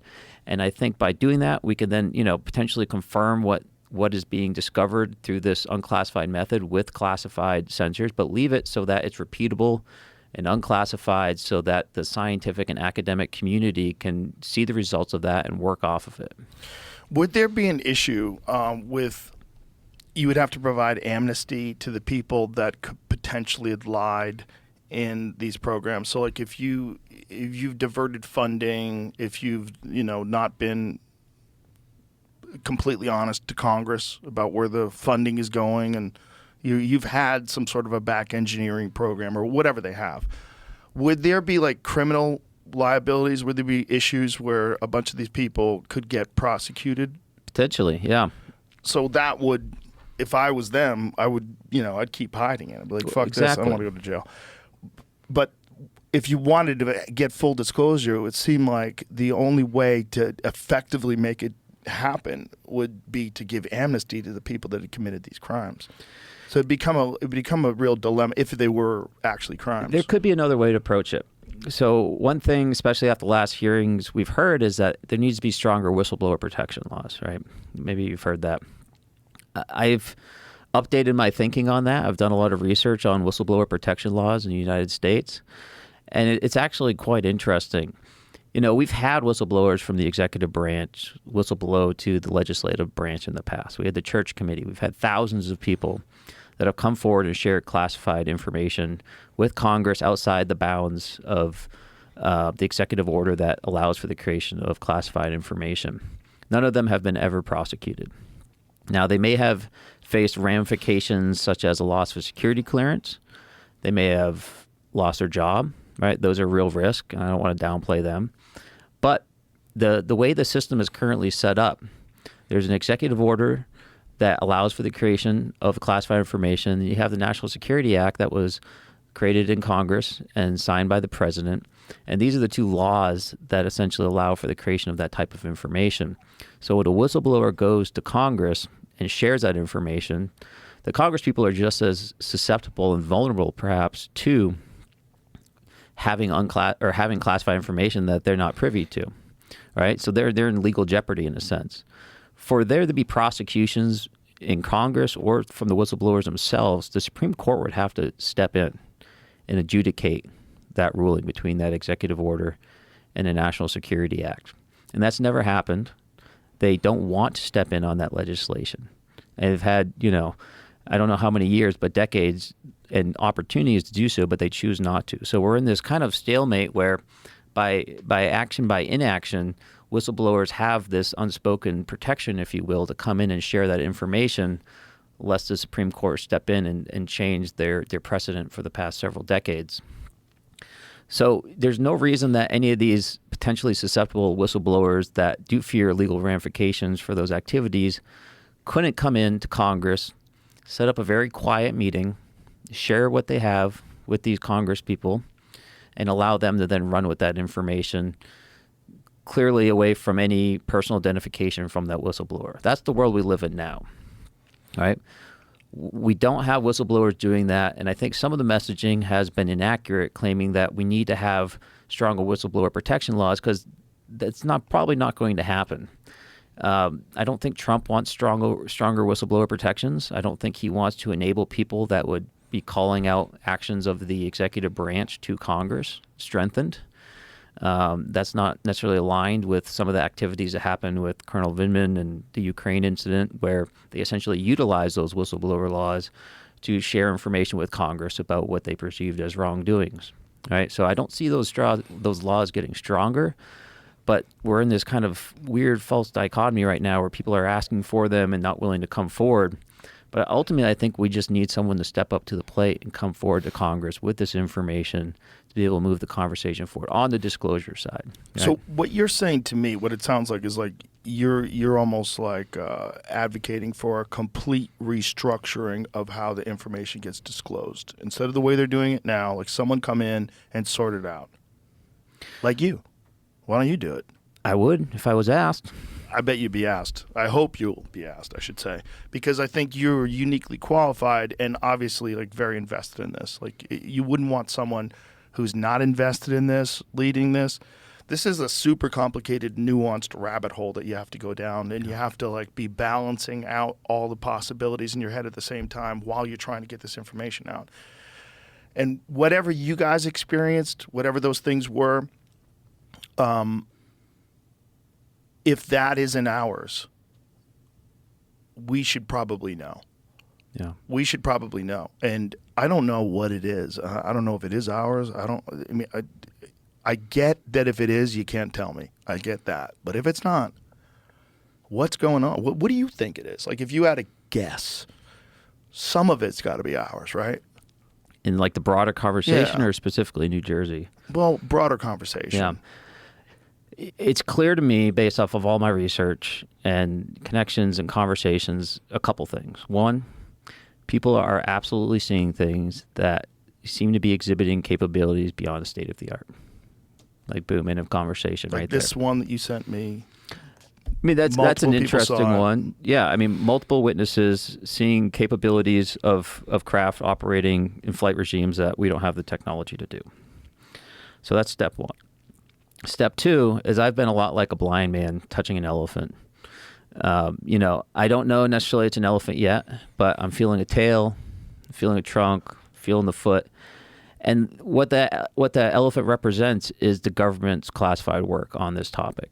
Right? I've butted up against it through people that have been actively engaged in programs that are investigating this in ways that are not public.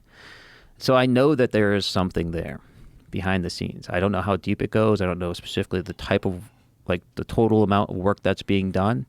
But it's very clear to me that there are boundaries that I've touched, and others have touched, that represent that work. So it would make sense. It would be a line that the government would be very interested in this technology. And I think it's time that we've put the proper protocols and processes in place so that the public can discover this information. We have the technology, Joe. Like this, it's not that we don't have the technology. I mean, I'm personally working on space situational awareness sensors that we can put in space in order to maintain custody of these objects. Now, if no one has ever gone full disclosure, no president, how much do you think they tell them? And what, if anything, could you even imagine would be a valid reason for not telling people? I think that there was probably a presidential order at some point in the past that is likely still in effect. And, unless another president is fully read in and countermands that order, then it's business as usual. And perhaps that's one of the reasons they don't tell presidents a lot of information on this, is because they want to maintain that effective authority, keep it in play so that another president doesn't countermand it. Yeah, because none of them spill the beans. None of them. None of them feel obligated to tell the American public. I think I can see both ways, though. That's the problem. I can see it from a point of a national security thing. If they're back engineering these things and trying to, if there's a race, It's essentially no different than if we engineered it ourselves. Like at the end, someone's making it. And we might have integrated some of these capabilities into some of our technology that we might look out the window and see, right? But deep in the bowels of the system, there might be capabilities that were discovered or motivated through the investigation of these objects, right? So I could see why I agree with you 100%, right? And I don't believe that 100% of the information should come out. I've worked in secured information. I've worked in the military. I understand the needs for these capabilities, but the core information that we're not alone in the universe potentially, there's no government on earth that has the right to hold that information. Agreed. I think everybody agrees to that. There's no reason why they should.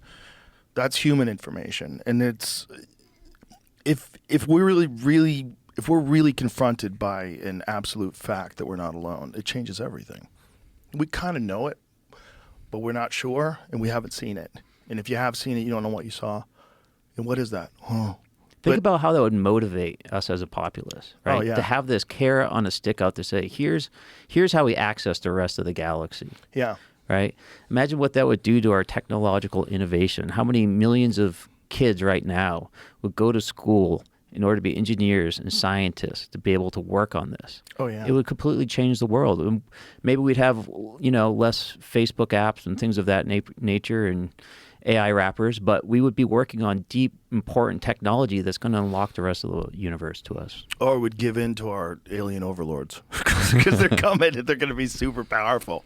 And every civilization that we've ever encountered that was primitive always had a terrible go of it once we showed up. Well, maybe we'd be better prepared. Well, I would hope they wouldn't be us, that they would be past human beings today, as especially if you follow like Steven Pinker's work where you look at crime and violence throughout history. Human beings today live in the safest environment that's ever existed for people, relatively overall, despite of all of our problems. It's trending in a way of more peace. But if you think about no violence at all, none, ever, just like a complete shut off of everything, that's what you would have to be if you were a civilization that's eclipsing all the problems that we have here on Earth, that's bypassing all the war, all the bullshit, the destroying the environment, the inequality in the allocation of resources and the control of the populace. If just that's all out the window with this super, super sophisticated society.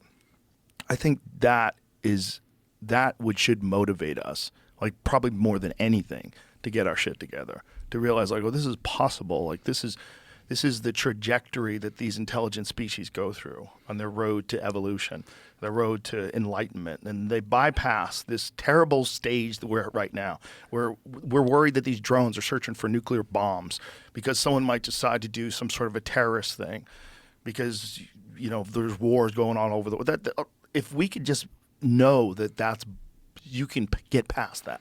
It's like we're in a phase where our technological development is outpacing our social and moral development. Or in our biological development. Yeah. Just like you can only think of so many a number of so many things. You can't think of all the stars. I don't think our biology can keep up with the input of all this technology. I think we're getting numb. We're getting weirdly numb to it, And I think it's just it's so inescapable in today's society that if you want to be integrated into today's society, you have to have one of those goddamn phones. You have to be connected. We're moving in this very particular direction. And it seems like if we get through this chaos, what these things that are visiting us, all of the things that people describe of the telekinetic communication, telepathic communication, the ability to explain things to them in a way that clarifies what they're here for and why they're here, that's probably what we would do. Yeah. It sounds exactly like what we would do if we could get past all the problems of being a human being in 2024 and all the violence and chaos and all the lying and propaganda. If we got past that, that's what we'd become. We'd become some star-faring creature that's completely enlightened and shows up and is just checking on the apes to make sure they don't blow themselves up. It must be a hell of a time to come watch us, right? Right. And if think about technology and technology evolution is always so much faster than biological evolution. How far ahead are they?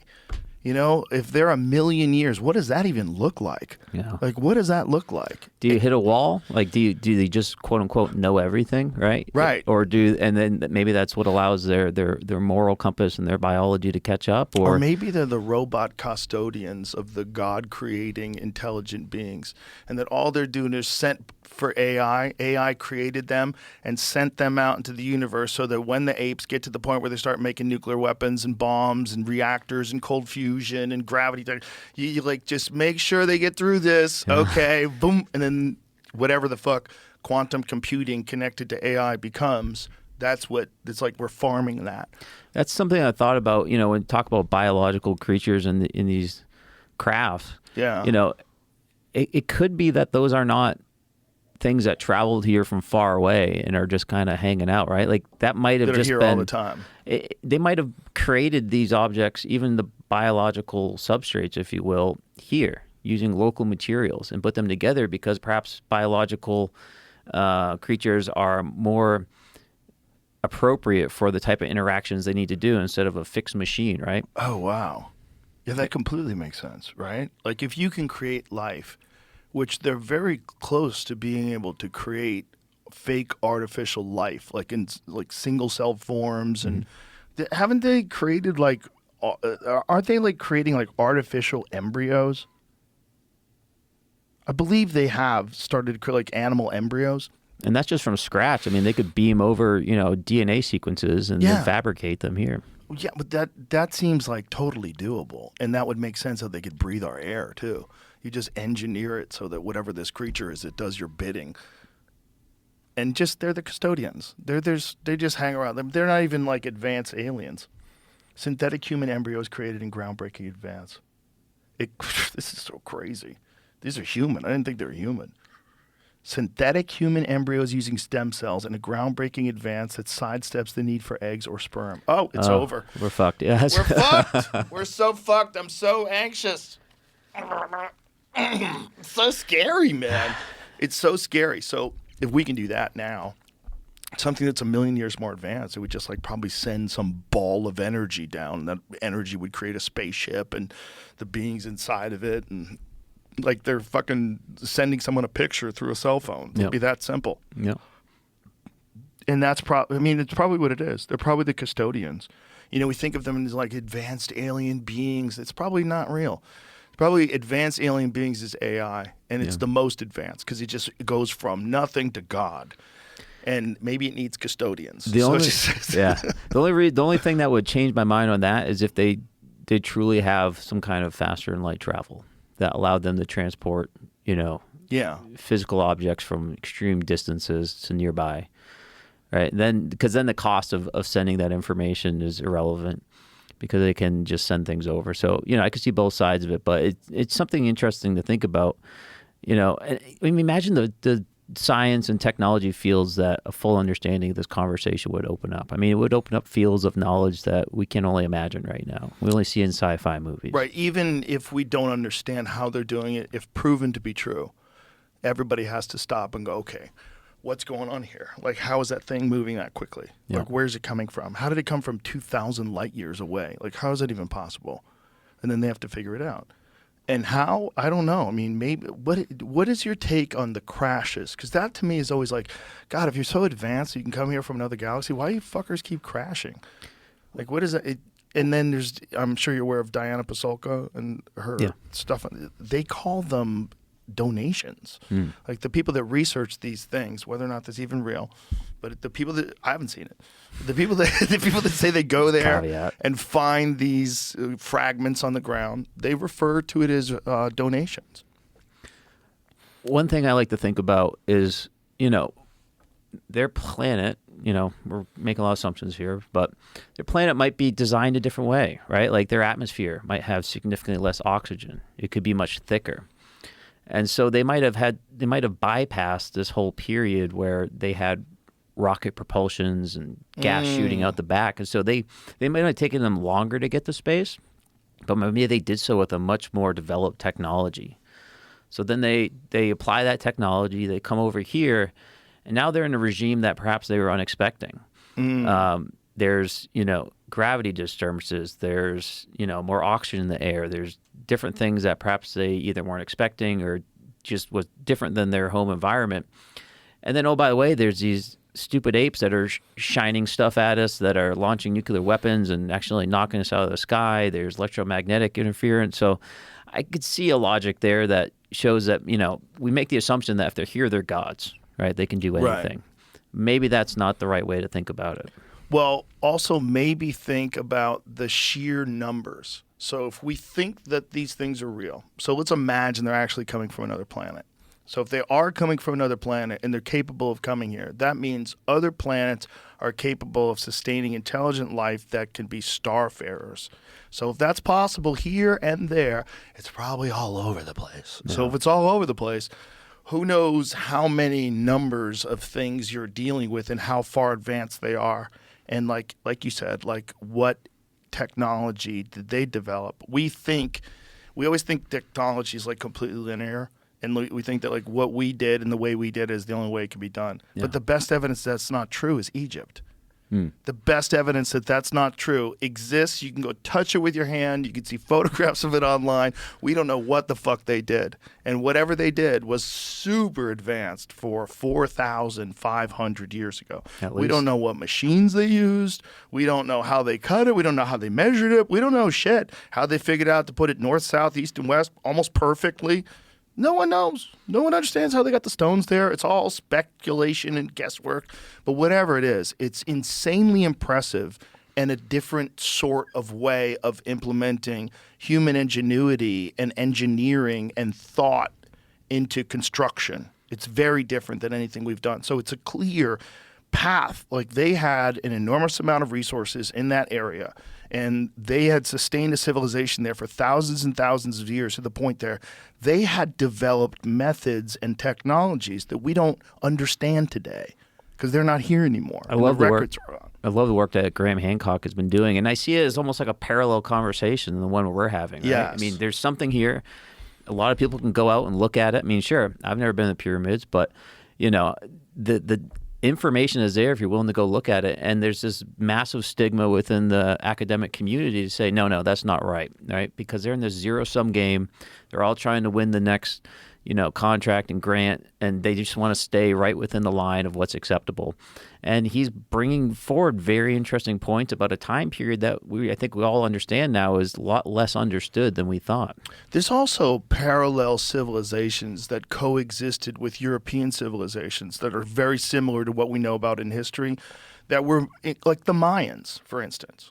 What the fuck was going on in Mexico?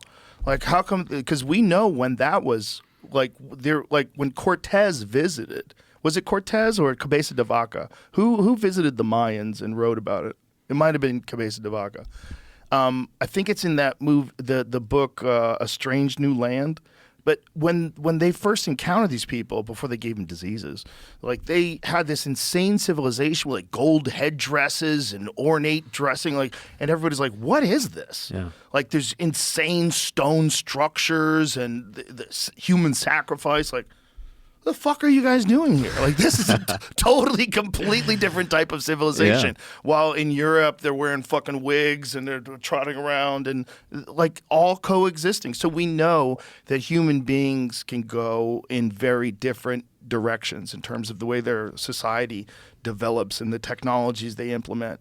Why wouldn't we think that would be the case with everything in the known universe? Mm-hmm. Everything in the known universe. There's probably an infinite number of paths that intelligent creatures can go to creating technology. And like you were saying, some of them might take way longer than our path of, implementing combustion engines and electronics, and they might be using frequencies. They might be using some sort of different way of generating energy that we don't understand. Maybe yet. Their planet has super strong electromagnetic fields, right? And so they can leverage that in a way we can't. Well, the thing Lazar was talking about was that this planet had a stable version of this element 115.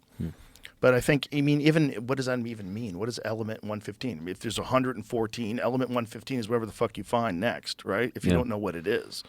And it was all theoretical until the Large Hadron Collider, they developed a version of it for a millisecond, so they know that it's a real thing.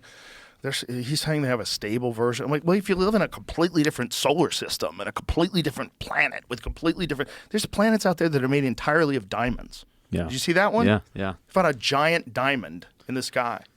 Get What a would their picture of that, technology please. look like? Yeah, what the fuck?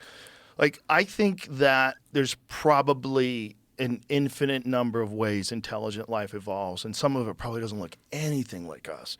Like octopi. Like octopuses, they have no need because they're in the ocean and there's no houses in the ocean, so they have no need to like build things, but they're super smart, man. They open up jars. They figure out a way to get out of a fish tank, walk across the floor, climb into the next fish tank, kill a fish, eat it, climb back and go back in their tank. That's why I don't own a squid or an octopus, because if I saw that in the middle of the night, it would freak me the fuck out. They're really smart, man. They're weirdly smart, and we don't even know why or how, you know? Yeah. And they have eyes that separated from, I mean, but they, like, whatever an eye was developed for them, and an eye was developed for us. Like, and we branched off from the evolutionary chain, like, who knows how many hundreds of millions of years ago. I learned a pretty interesting little tidbit here. You know, I mean, the octopus, apparently its DNA is not like anything else on this planet. But apparently the Hawaiians have a ancient tradition that octopus basically came from the sky. Isn't that interesting? That is interesting. But, you know, with panspermia, they do think that it's possible that planets, when they get hit by asteroids, a big chunk of it can fly off and the DNA from that rock can enter into this new environment. And with some things like spores survive in a vacuum. That's one of the thoughts about psilocybin mushrooms, that perhaps they arrived here from somewhere else on a rock, which is, it's a real possibility. Like, that's where most of the iridium that they find when they do those big digs and they find that layer of iridium that's near where there's an asteroid impact. That's all just shit that came from space. Yeah.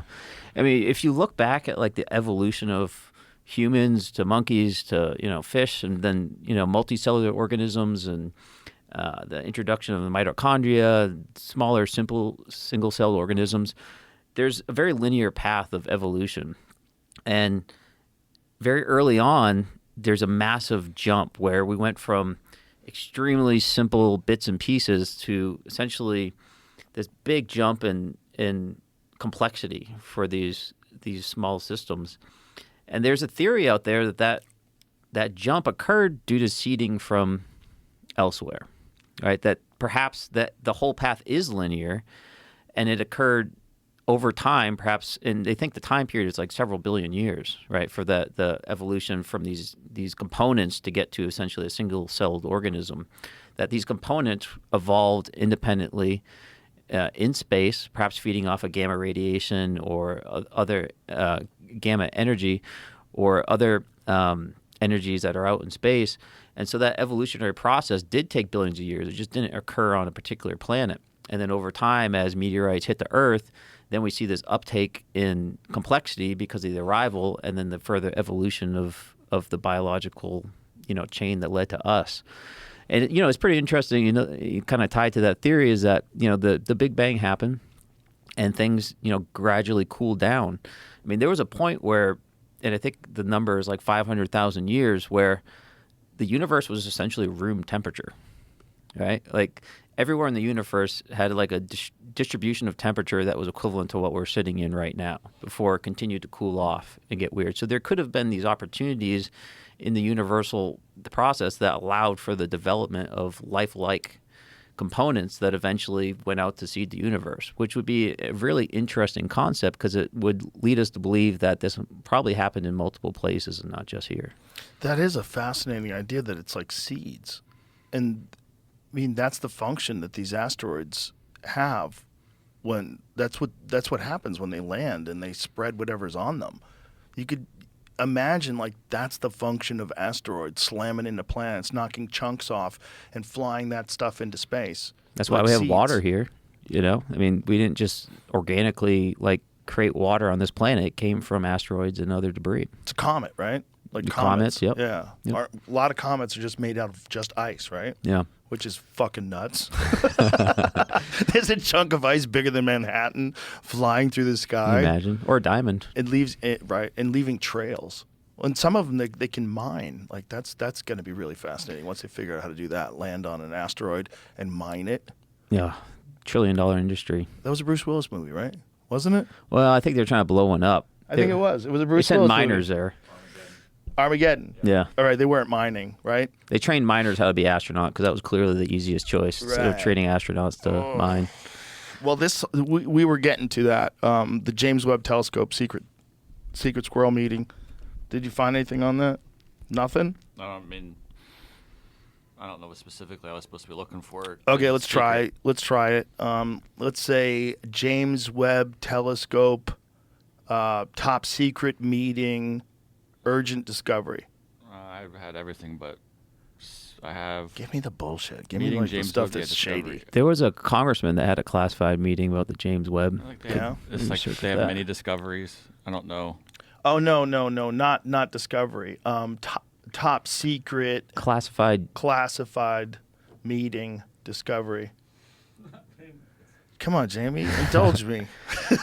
You know, We we've don't been usually put classified stuff out there. Yeah, do it. Put it out there. NASA See- denies existence of classified briefings on James. This is 2 months ago, so Reddit. Oh, so they post. definitely happened. Yeah.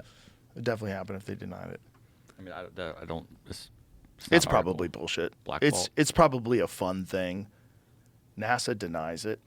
In recent weeks, rumors spread rapidly on social media. I think I was involved in that, suggesting that NASA's James Webb Telescope had made an extraordinary discovery, potentially alien life, and the members of Congress had been briefed about it.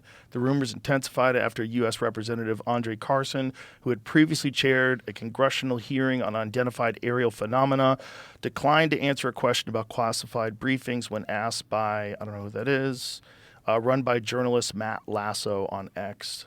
Laszlo on X. He's been doing good work on the UAP topic. Matt Laszlo. Yeah. Shout out to Matt.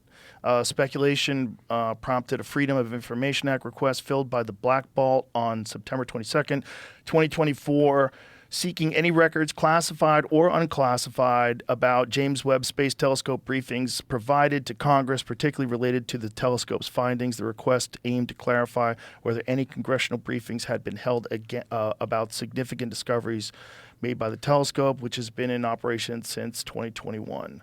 So the response was a copy of records, which includes videos, photos, electronic or otherwise, of all briefings about James Webb's telescope and program made for Congress. I ask that you include all classified and unclassified briefings on the James Webb Telescope program or briefings on findings made by that program.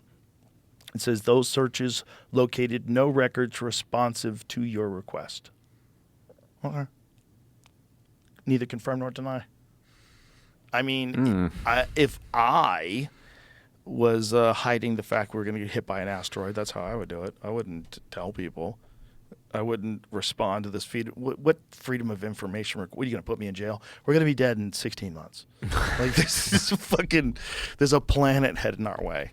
You know, planets get hit by other planets sometime. Or maybe they detected signs of life around an exoplanet. That's the fun one. Yeah. The fun one is signs of life. The fun one is an actual spaceship. The fun one is something that they can't explain that changes everything that we hold dear and believe to be true, whatever that means.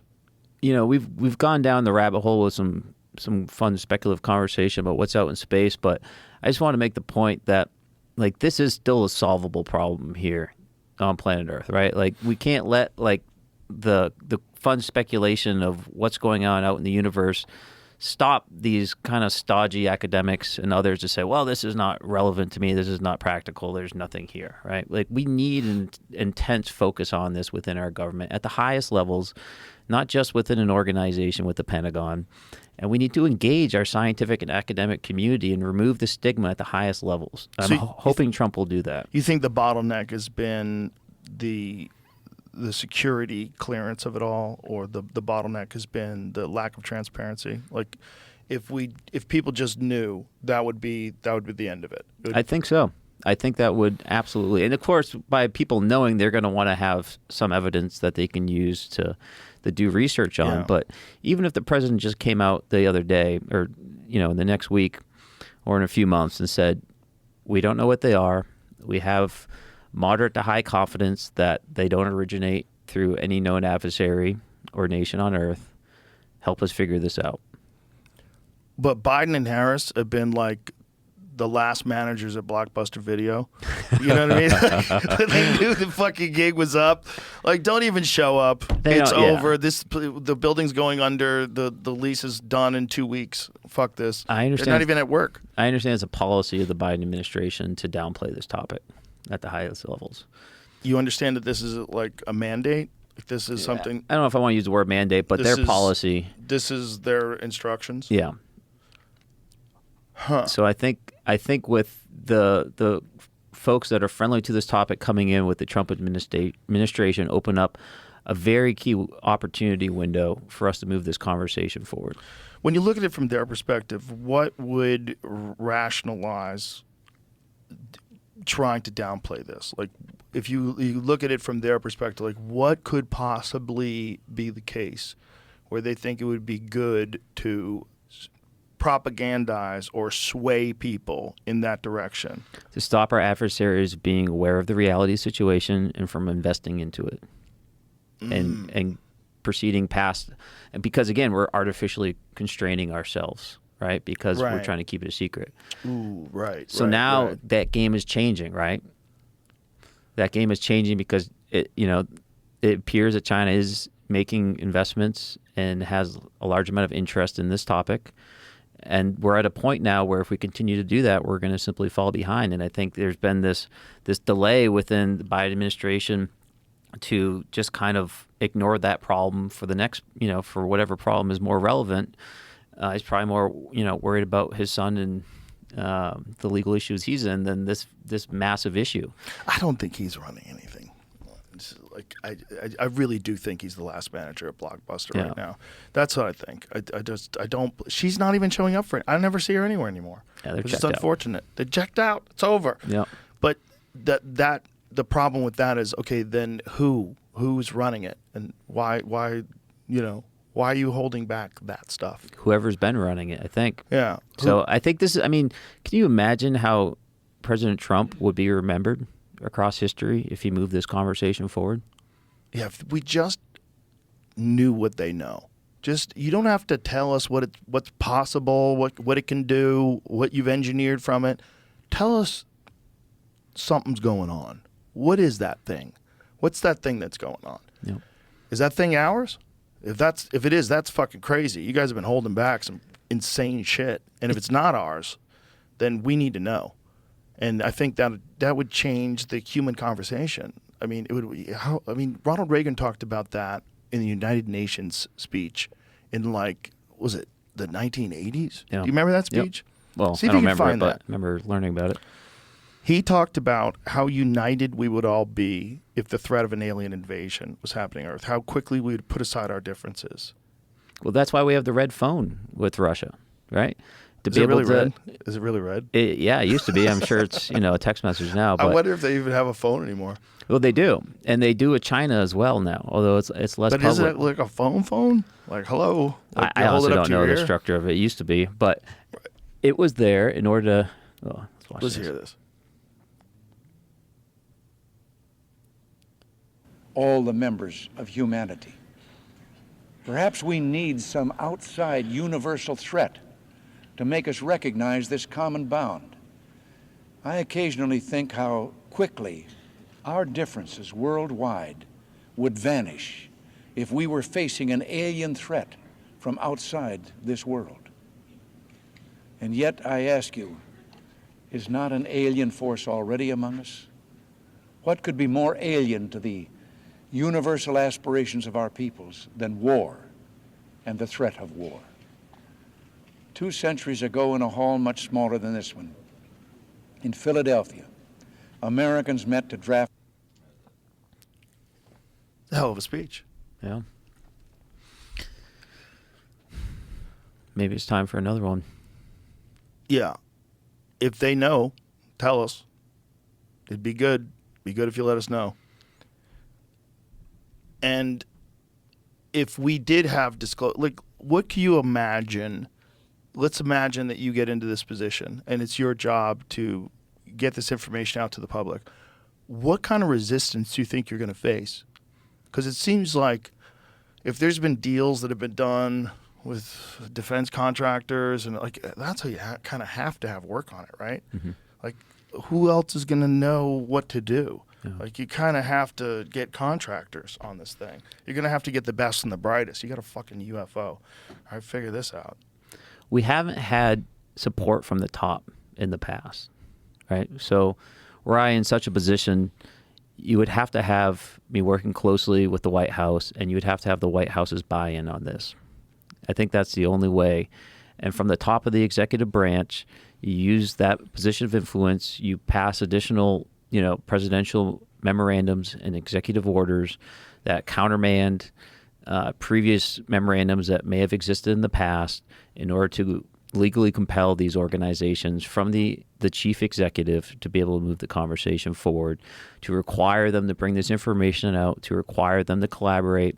And, it doesn't have to be a one-person job. You bring in some of the brightest people in our country in order to evaluate this data, come to a conclusion, and then share those conclusions with the American people. Okay, let's imagine you get this position and you go through this search and you find out that this is all our technology and that we can't allow China or Russia to know that we're capable of using these kind of technologies that are unheard of right now. So we have to keep it as a national security secret. What do you do about something like that?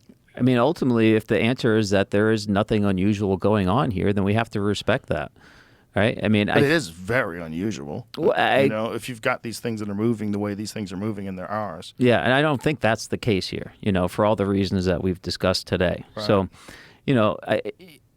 ultimately, it's about finding the truth, right? It's not about finding your way to a conclusion that you already support. Okay. I wonder what the world would be like if it was fully accepted, if disclosure was fully accepted. I wonder what the world would be like if, like, Trump gets into office, Trump has a press conference, he brings you up, you explain what we know. This is over the last 16 months. Our team has discovered this, that, and that. We've personally investigated this, that, and the other.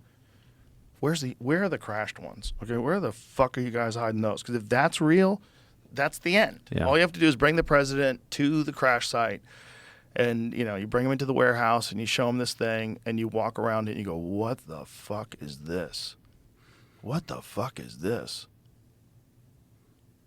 That would be the end. All you'd have to do is just get a camera crew, go with them. Trump walking around a spaceship. Okay, we've been visited. Now we know. By whatever, by whoever. Maybe it's not even a visitor. Maybe it's always been here. Maybe it lives in the ocean. Maybe it's been monitoring us from there, and its sole purpose is, like I said before, a custodian, to make sure we don't blow ourselves up. But either way, we should probably know that. We should probably know there's fucking bases in the ocean, because a lot of them, they've seen their transmedium. They move through the air, and then they go into the water, and they don't even make a splash. And so, like, okay, what is that? We would have, for the first time, I think, a clear direction of where we need to go as a society. It would revamp our academic processes, our fields of study, our beliefs in, religious structures. I don't think they would nullify it. I think they would probably amplify it. And it would, I think, have the equivalent impact of a positive nuclear bomb on our economy. We would have certainty in what direction to invest in and what technologies to pursue. And I think that by having that direction, that would, again, nuclear bomb level increase in capabilities where we would be able to, be working on propulsion and energy systems and material systems that would advance us well beyond where we are today. It would leapfrog us. And if we sit on our hands, we don't do that, we're going to find our adversaries in a position to do that instead, which would completely rewrite the geopolitical environment. If we reach technological proficiency in all this AI stuff and quantum if we reach this first, then what do you think that looks like? I think, well, we already are in AI to some degree, but I don't think it's a technology you can necessarily contain to one country. I mean, China already has their own AI out there, so I think it's going to be somewhat business as usual, at least on the AI side. Quantum computing, a little bit different. The technology investment is much higher, but still, if China can come in and potentially steal that technology and replicate it, then we're just in another level of arms race at that point. But if we have the ability to invest in deep technologies that we aware have an endpoint in reality, instead of having to guess the strategic value of something, it's going to allow us to focus our resources in a way that we haven't had the opportunity to do in this country. That's a great rose-colored glasses view of it. That sounds really good. It does. When you say it that way, I'm like, wow, it's a very positive outlook. I hope you're right. What do you think? I don't know. I definitely don't know. I go back and forth a lot. I go back and forth as to whether or not these are visitors or whether or not they're interdimensional and they're always here. I go back and forth whether or not they're ours. I think some of them are ours probably. I go back and forth to Lazar's talk about how they had been doing flights with these things. They'd figured out how to at least get them off the ground and move them around the sky and have them land again. If that was going on, if that's real, if that was going on in 1989, who knows? Who knows what the fuck we have right now, if that's real.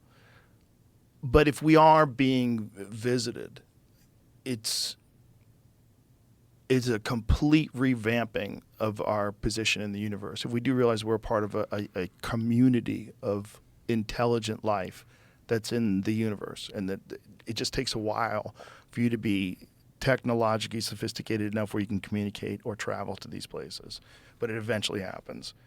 And then we just realize, like the lights come on. There's like a billion eyes out there staring back at us. Like, whoa, like we're all connected in this thing. I think it would give us a lot of reason to collaborate. It would give us a lot of reason to collaborate. And like Ronald Reagan was saying, it would force us to recognize that we really are one thing here on planet Earth. It's us together. We're not different countries. It's crazy. We're all just, of course there's different countries, but we're just human beings. Yeah. We should all just be like the same thing. We don't need to fight. There's no reason for any of this stuff. All this shit can be worked out. And in the future, it should be. I just think technology's got to kind of like help us along in that direction. That's probably exactly what's happening.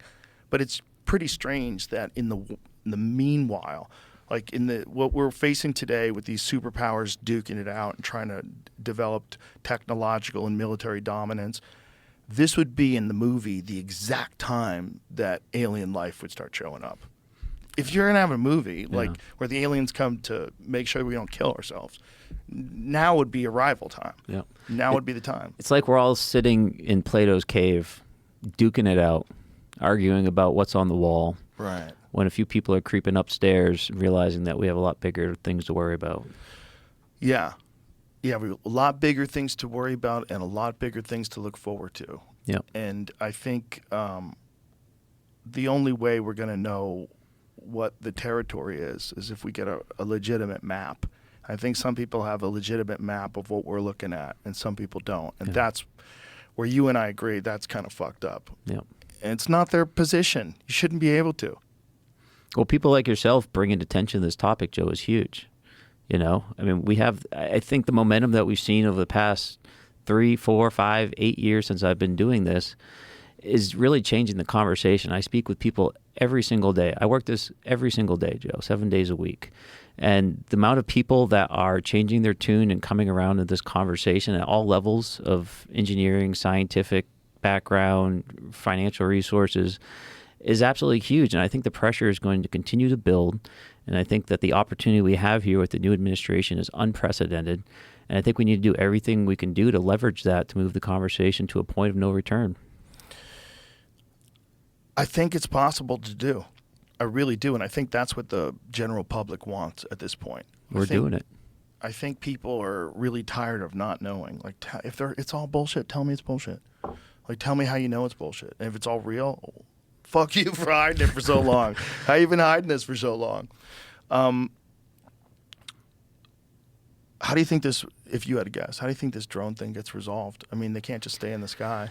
I have this kind of pit in my stomach that this will probably stop in like a week or two, and then we won't learn anything new. Now, I don't know if that's how it's going to play out, but that would be consistent with what happened in past years. Do you think it's possible that they're just testing to see how people would react to drones flying around in space? due to the lack of coordination in government on this topic, I would assume if that's what they were doing, they would have had a better plan to communicate.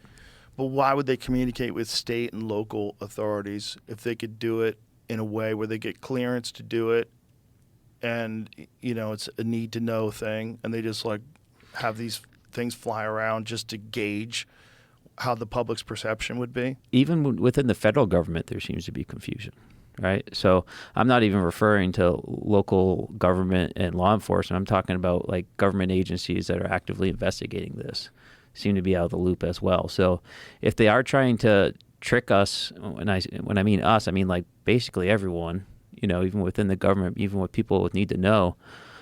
I mean, it's so hard for me to rationalize that they would be willing to manipulate 95% of the government in order to run some kind of experiment or social test with unclear value at the end of that chain, right? Like what exactly are they preparing us for? Is it a broader integration of UAP knowledge into our conversation? That's the only thing I could think that would require such secrecy. Well, do we have drones that are capable of doing exactly what these things are doing?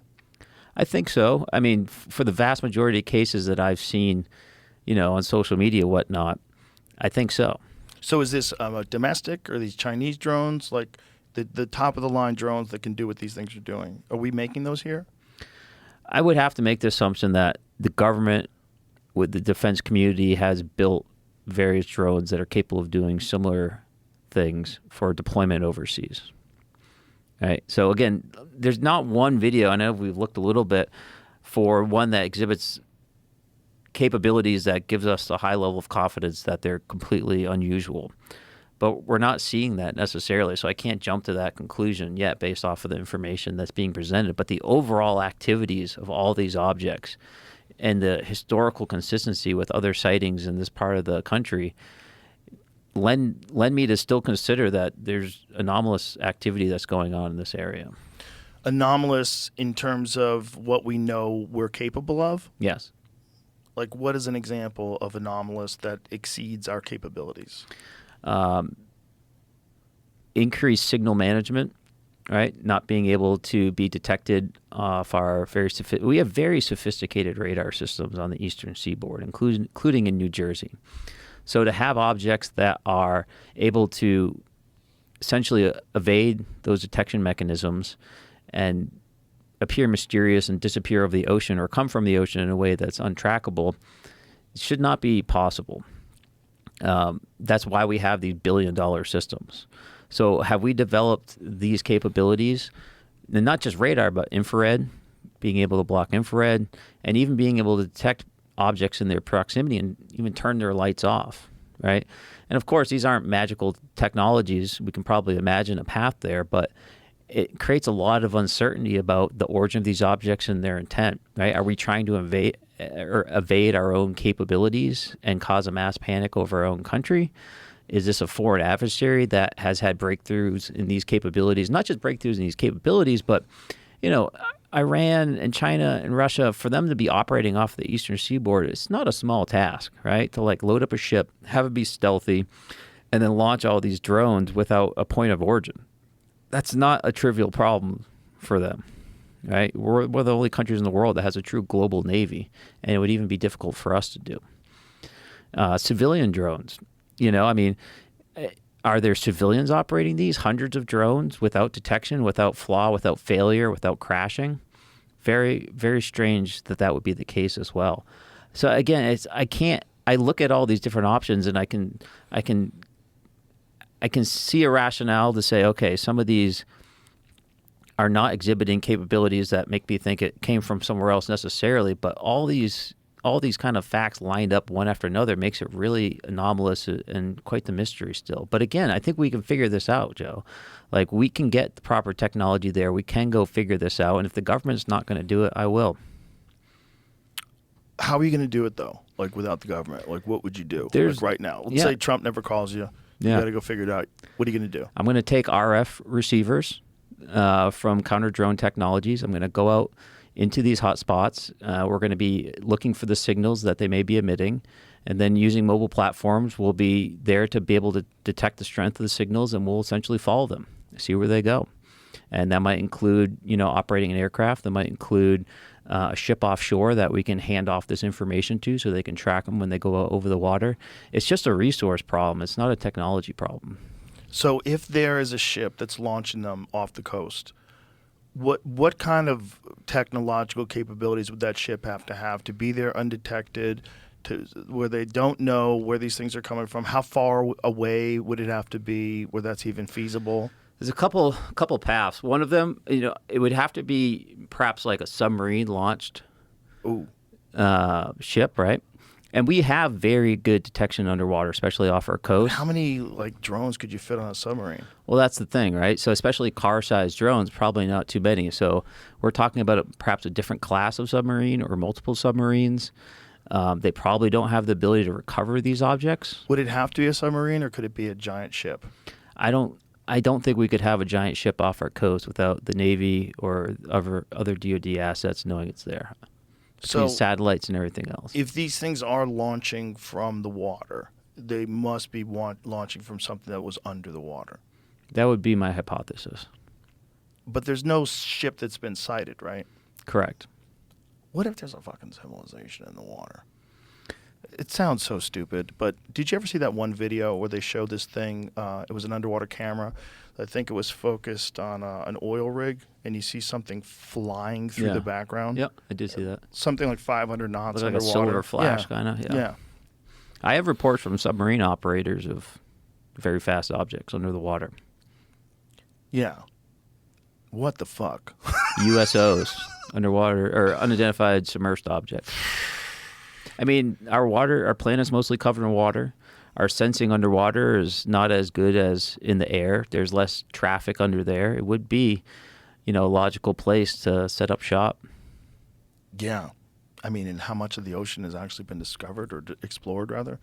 It's like 10% or something crazy. Yeah, pretty small. Yeah, and there's insane deep spots that something could just go and hang out. Or move around, stay mobile. Yeah. Well, listen, I hope you get a phone call. I hope you get a phone call and somebody listens to this and says, that sounds like it would be a good thing for everybody if we knew what the hell was going on, if it's possible to talk about. But again, without you out there telling your story and guys like Commander David Fravor and all these different people that have had these experiences and encountered things and are aware of it and know that it's a real issue, without real credible voices like yourself, this conversation falls into the hands of silly people like me. You know what I mean?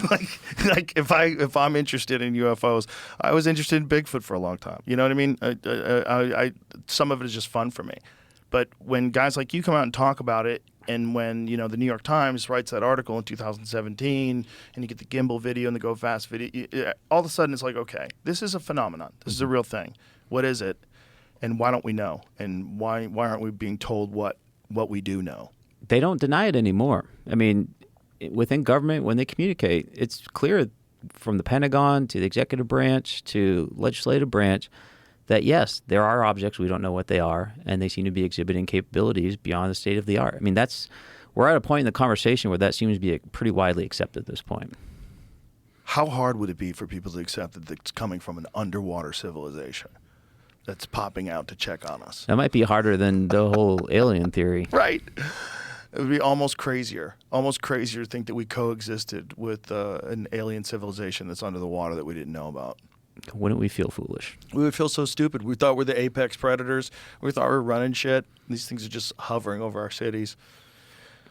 Listen, man, I really hope you get that phone call. It's always a pleasure to talk to you. And like I said, I really mean it. If it wasn't for people like you that had the courage to come out and talk about these things, because I know there was a long time where airline pilots, a lot of different people just didn't want to talk about their experiences because it seemed like they were silly, and they would be mocked. Yep. And it was widely dismissed.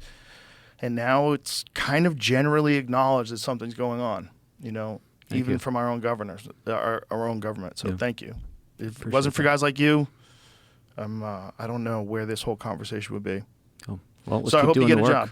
Yeah, please thanks. do it. Tell everybody the website one more time. safeaerospace.org. Okay. Please sign up. And you can report there. Please sign up as well. Instagram. Twitter, at uncertain vector. Excuse me, X. X, yes.